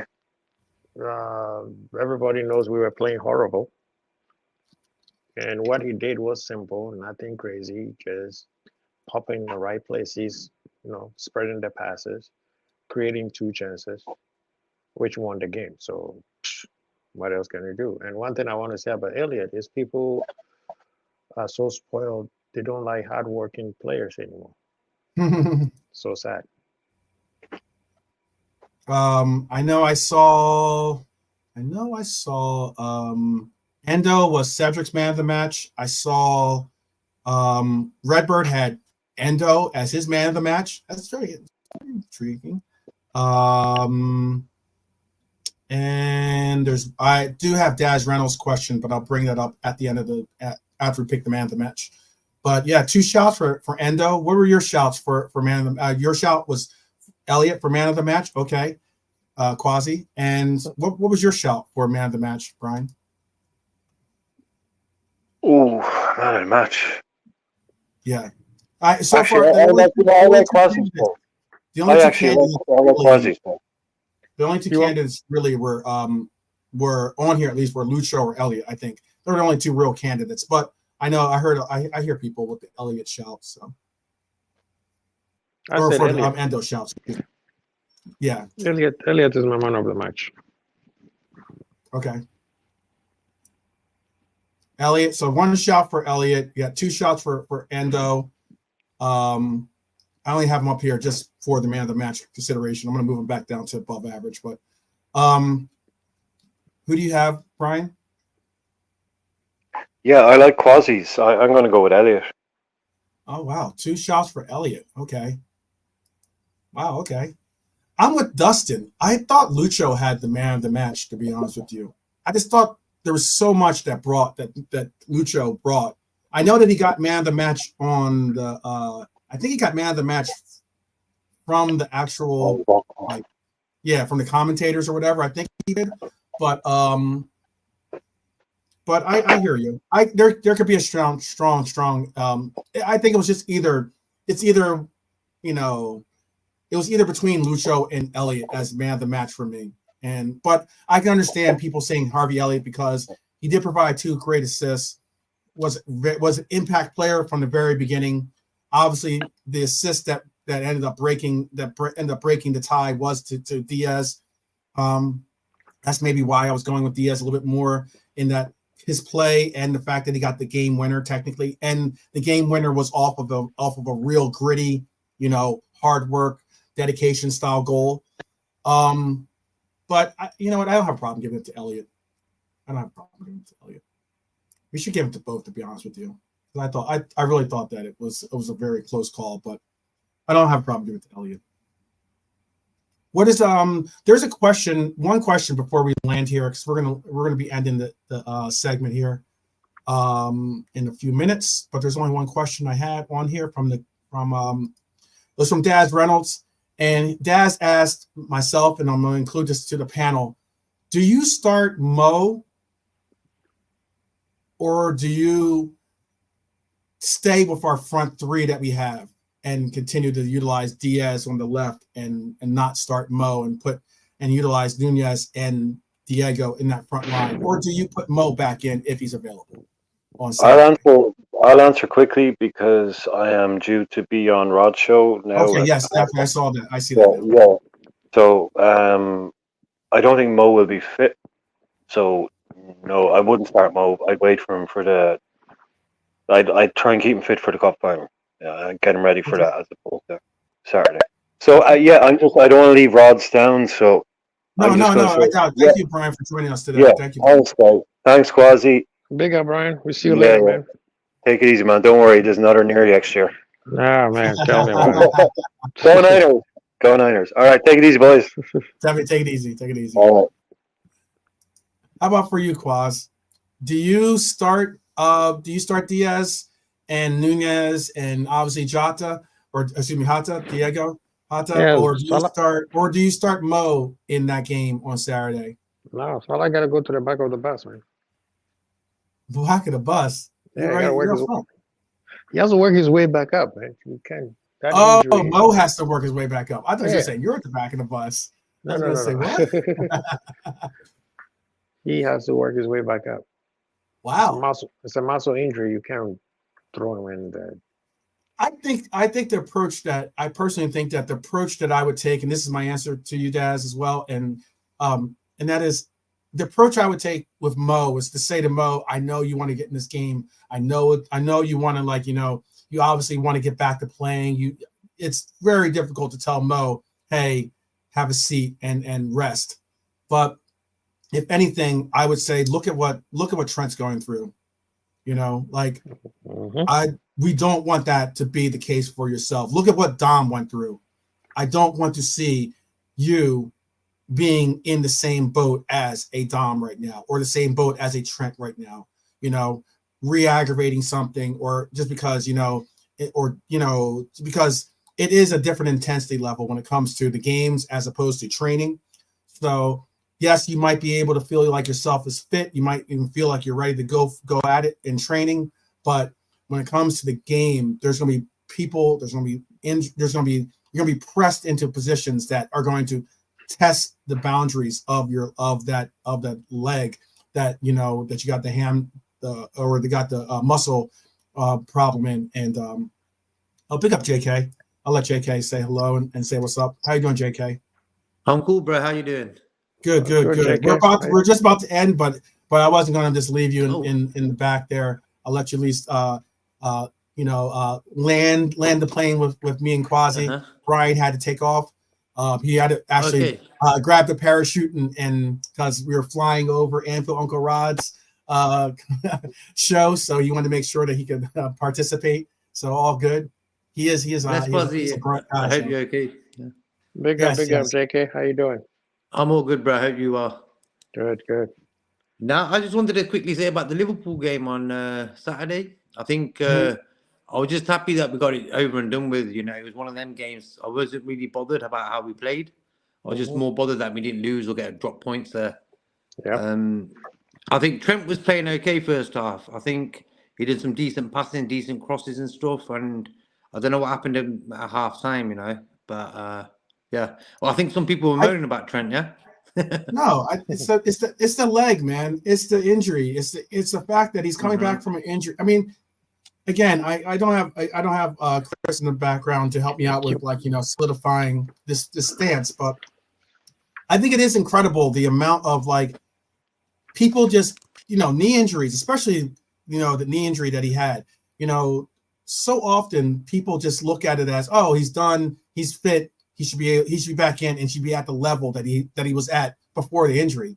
It takes a little time sometimes to find that rhythm, to find that confidence in your leg, to be able to do the things that you've been doing. And it's been a while since that leg has been doing those things. So it's just interesting. People sometimes don't really acknowledge that, I think. Now, it just wonders me when some fans say, yeah, they're willing to let him go, if a good price came in and stuff. And I'm thinking, he's the future of Liverpool Football Club. No, he is. Yeah. He is. So, sure. No, and also, because there's a lot of people in the chat, Quasi, that are agreeing with you. Dustin agrees. He says Quasi is right. No prima donna stuff. Get your place back. Let's see. He's saying make sure the man is fit. What was the other one? There was someone else that had that. Oh, Dustin was the one that was definitely making sure that he made sure that you knew that he was on your side with that opinion. I don't necessarily know if it's more of like, hey, you got to fight for your position back for me with Mo. More so, I just want Mo to be physically fit. Let's not get it twisted. Mo Salah is the best right wing in the world, even at this advanced age. And I think that, having that option on the pitch is going to be a better option than any option that we have currently at right wing, personally. When he's at peak fitness. But if he's trying to find his fitness, if he's trying to find some way to get his feet underneath him, that's a different story. That's something. Whereas then we can have the argument of saying, okay, maybe Mo needs to take this game off, or maybe Mo can just be utilized off the bench for this one game.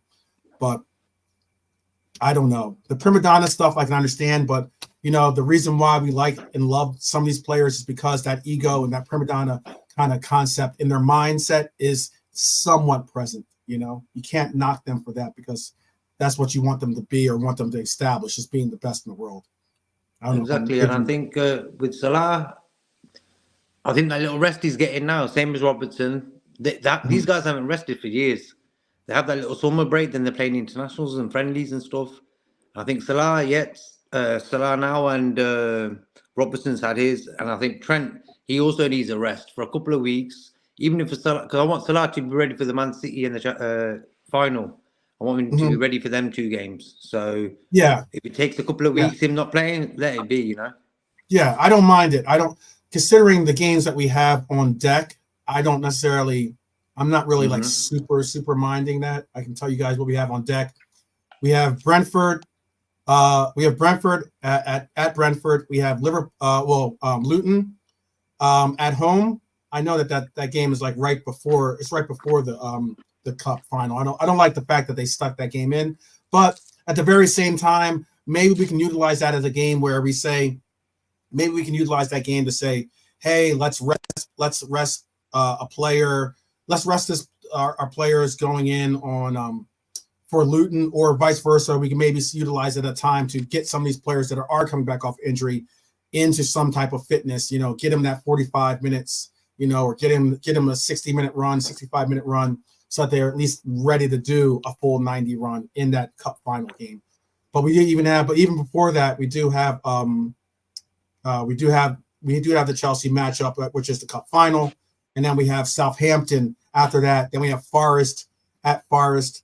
So we have, I'd say, other than that cup match, we have 3, if not 4. I'm not going to overlook that Brentford match. Brentford now back with the lineup that they have, with Tony involved in it, is a someone not to be overlooked. Obviously, Brentford at home is a formidable foe for anyone, and the away match for anyone is always is a problem. But are you guys with me on that, or Kawazi, how would you go forward with the games? How would you go forward? And then JK, you can tell me how you would go forward, and then we'll land the plane here. Brentford, we just have to treat it as a professional game. We have to go in there, play very well, and take it serious, because that could be a banana peel scheme. No, it's a banana peel. A banana skin game. No, I know there's a banana peel. We can't. At this point, every game is a final. So yeah. Every league game is a final. We got to go into every league game's a final. Every obviously we're getting to the stages in the FA Cup and obviously the Europa, that every game like that is a prelude to a final in essence. Obviously the Chelsea match is a final. So yeah, I agree with you on that. How about you, JK? Are you looking at it as like, we have no real leeway for resting players, and we have to just go all out and just go with it? Or do you think that we have, because Dustin doesn't think we have time, do you think that we don't have any time to really get some of these players kind of conditioned back into the run of things? We got to just throw them into the fire? Is that what you would you say? Or like when you consider the next 2 fixtures, we got Brentford and then we got Luton, yeah? Brentford, Luton, yeah. Yeah, so I think which of the players that we're looking at Szoboszlai, Trent, and Salah, the guys who are injured, who we really want sort of ready for that final game, So for me, if Salah, Trent, and Szoboszlai, I doubt if Trent will be ready, but if you can get Salah maybe and Szoboszlai ready for that Luton game, second half, coming on for about 30, 40 minutes, whatever, even at half time, then you could say they might have a look in for the final. But I'm thinking the Brentford game away is maybe the hardest out of the games that you called out. I think Forest away isn't as difficult as Brentford. I think Brentford are very inconsistent. They win, then they lose. They beat Wolves away 2-0, was it, at the weekend, yeah? Yeah. So, and Wolves pretty doing okay. You know, Yeah, so, Wolves have been for Wolves fans at least, they've been a pleasant surprise to the shape and form that they've created this year, because they've beaten some pretty adversarial foes, would say the least. Yep. I was going to say this, and this is like, again, this, I know, I wish I had said it earlier, but I was waiting for at least to have someone to try to back. Big up to Quasi. Quasi had to go. You know, Quasi works. Quasi has a day job, so you know sometimes he has to, like, you know, sign off unexpectedly. But big up for participating and helping me out today. Appreciate that. If you haven't gone to Quasi Bowl TV, be sure to do so. I think the majority of people here already are signed up with him.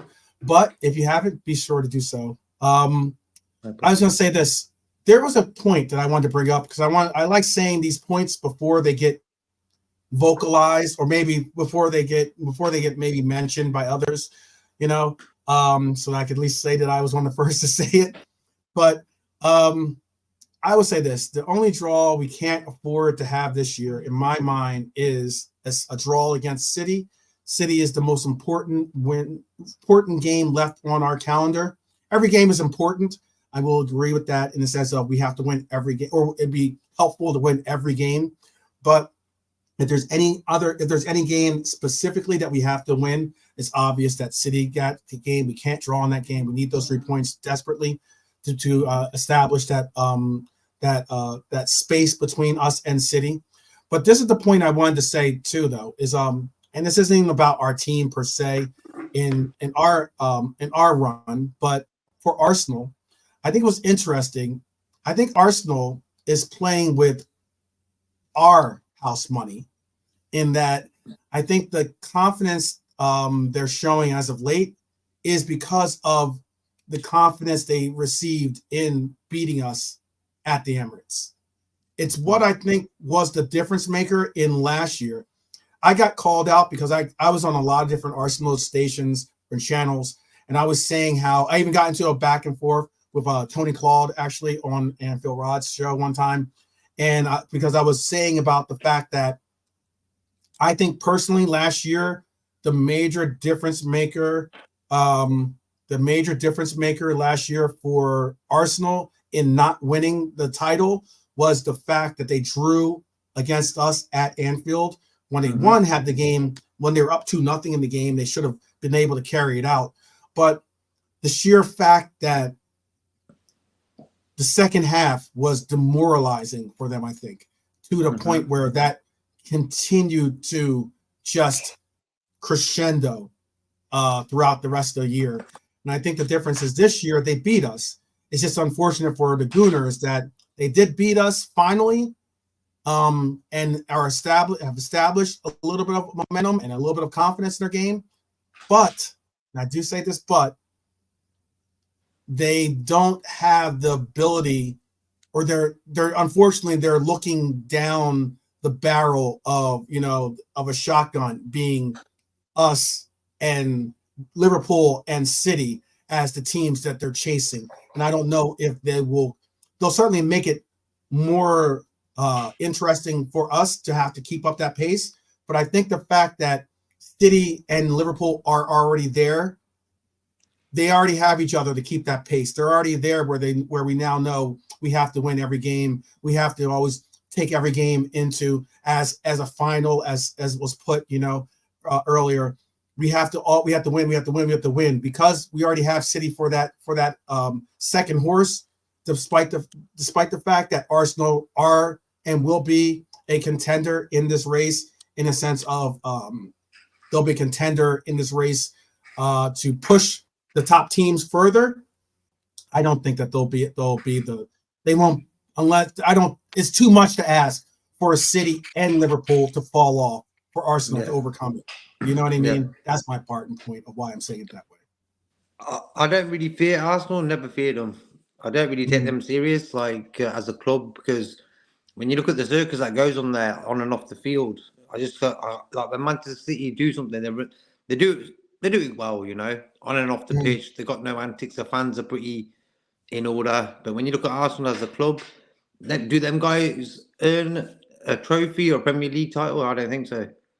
And look at the fans. Some of them are like, They've won 2 games. They beat us, and then they beat West Ham, like slaughtered them 6-0. Oh, They're no. like, oh, things are looking good now, after 2 games. And that's the modern day footballer, bro. 1 minute, Yeah, no. Arteta don't know what the really. hell he's doing. I've had enough of them all, and this and that. And within 2 weeks, after 2 good sort of wins, what are these guys doing, man? At least we're consistent with Klopp. Even if he had a rough patch last year, only a handful of people were saying, No. Klopp needs to go and stuff. But us fans, like me, you, whoever, I never ever once questioned Klopp, so. Yeah, no, you're right about that. I think Dustin has a question for you. You can answer that in the chat. But but no, I think you're spot on with what you have to say. And I also think that, you know what, for me, a lot of what we're seeing right now is a team that, when it comes to Arsenal, I think that they're a team that is playing, that doesn't really have anything to lose now. I mean, like, as in, it's one thing when we've all seen them be the part of playing the bottle jobs and or this or that, but with City, with Liverpool, both involved heavily in having an impact on who's going to end up being this league champ. I think that now they can play a little bit looser. They can play with a little bit less, riding on their shoulders. I don't think anyone really necessarily has it underneath their moniker of saying, oh, you expect Arsenal to be able to win the league or something like that, So, it is what it is, because if anything, for me, hey, you know what, Gooners, you can beat us in the FA. Oh, wait, that's right. You're not in the FA Cup. We beat you. You're out. You're out of the FA Cup. Well, you can beat us in the League Cup. Oh, no. Darn it.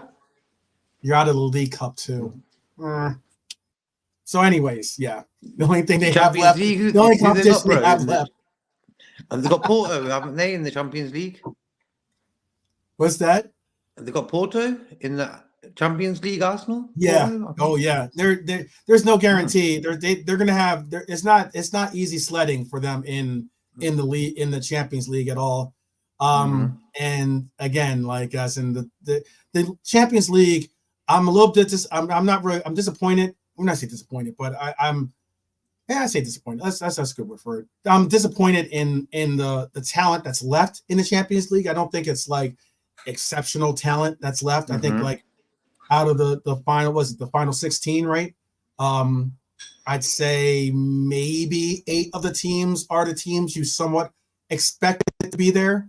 The other 8 are teams that you kind of would have been like, like, did you really expect them to be there, or did you really foresee them, getting this kind of result? I wouldn't go that far, but. And when you look at it realistically, the whole of them teams there, I would only say Real Madrid and Man City are the likely winners, because Bayern Munich inconsistent as well.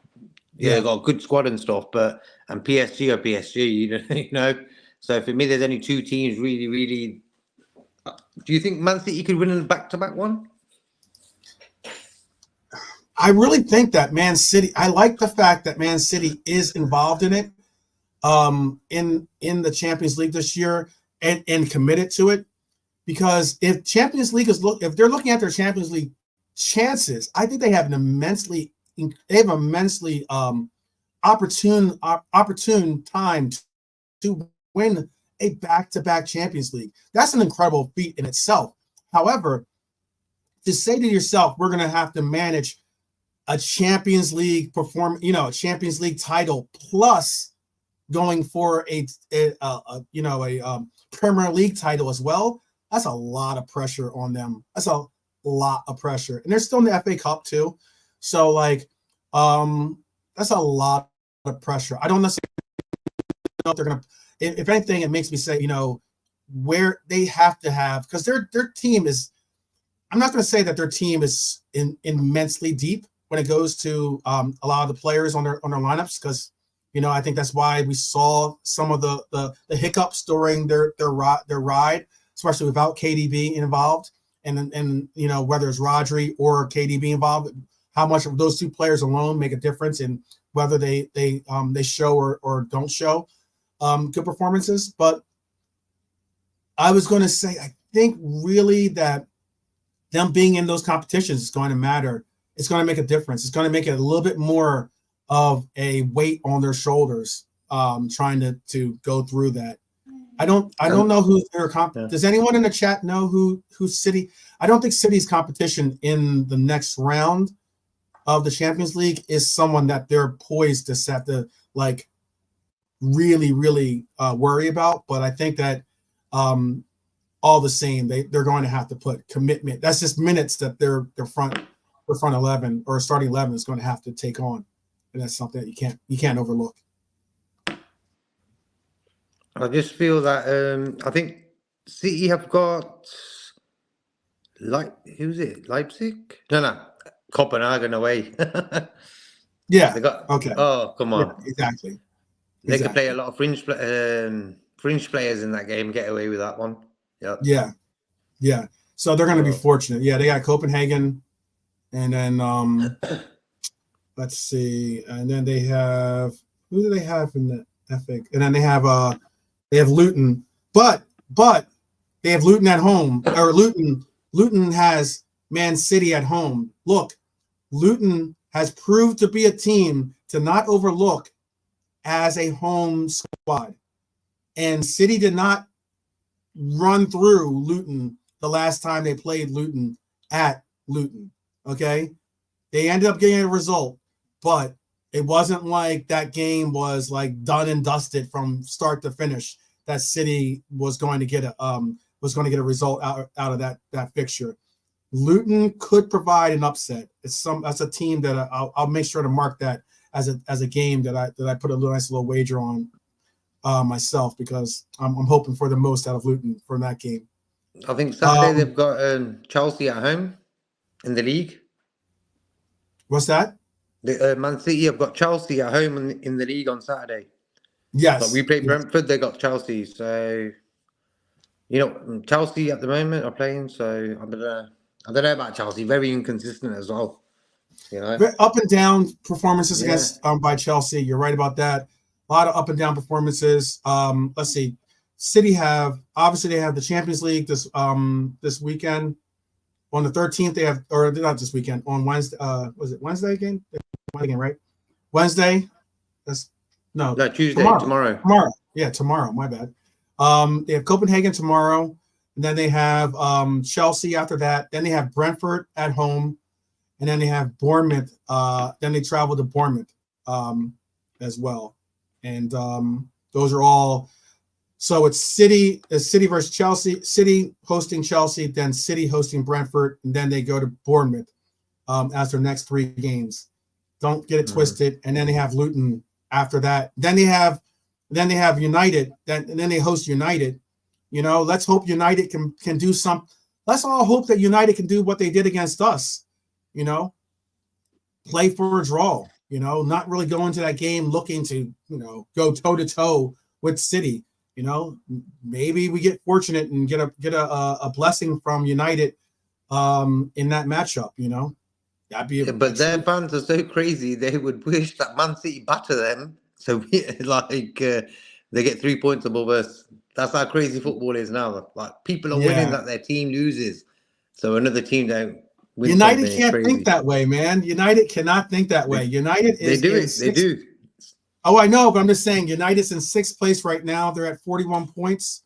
They're distinctly in 6th place. In that 7th place is Newcastle at 36 points and West Ham at 36 points. And then above them is Aston Villa at 46 points. So, I mean, they're 5 points off of 5th, and they're 5 points off of 7th. So they're solely right in the smack dab middle with that 6th place finish right now for them.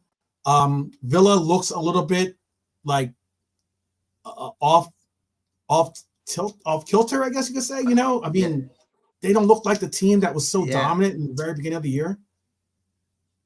I knew it was going to come. I was talking to someone. He was like, Villa are amazing, this, that, and the other. And I said, I just got a funny feeling they're going to soon. And this was about a month or so ago, and since they've lost to Newcastle at home, they lost to United at home. So, and at home they've lost them games, and at home they were strong. They're away form, okay, but at home solid. They were winning everything. So, That's how football is. And we've got Villa, second last game of the season away. Mhm. Yeah. No. Our last two games are not going to be easy. Our last two games, we have Villa away, and then we have Wolves. but we most notably to me, we have Wolves at home. That should be another pain in the butt game type deal. I think we'll handle it, but I'm not saying that we won't win it. But I'm just saying that it's just the sheer fact that we do have Wolves who have provided issues and problems for teams. Yeah, that could be a pain in the butt type situation. But all the same, it's all good. All right, so we are at the end of our show here. I'd like to thank everyone. Marion, Dustin, who else is in the chat? Drunk Vigo was in the chat. Redbird was in the chat. Red for Life. Who else did I know? Revenite was there. Philip Bidwell, K-Mac was in the chat. And we had a quick visit from Anfield Roz. I know Anfield Roz had his own show coming up. Angel, 1968. Abel was in the house. So Angel, because I don't want people to get mixed up. That is Chris Angel is the other Angel. And Daz Reynolds was in the house for sure. I think I Keep It Real was in the house. Dustin, hopefully I might have said that twice. But yes, we even had Tony Cruz's biggest fan in the house as well. We had LC Aaron in the house. Shoot. We had so many people in it that showed up, showed love. Definitely appreciate it. If I didn't say your name, is my apologies. You're always in my heart. What I'm going to say is we do have an Anfield. We do have the Anfield Cup coming up. We're looking to do that tomorrow. Hopefully we can. Hopefully I can get all the guys together so we can get this third, possibly third and final, not final, but third day involved, so we can pick up who's going to be in the finals. We only have a few games left, so it should be cool. I need some wins. I know JK needs some wins. We need to take down the dreaded juggernaut of Bajan Reds team right now, who's sitting pretty with 12 points on top of the league, on top of the competition at least. So yeah, it's gonna be a fun day tomorrow. Do you want to give a final shout out before we land this plane, JK? No, it's just like the other day I was about to watch the Super Bowl. I started watching it because, did you go down or something? Yeah. Yes, I did. Did you enjoy it? Yeah.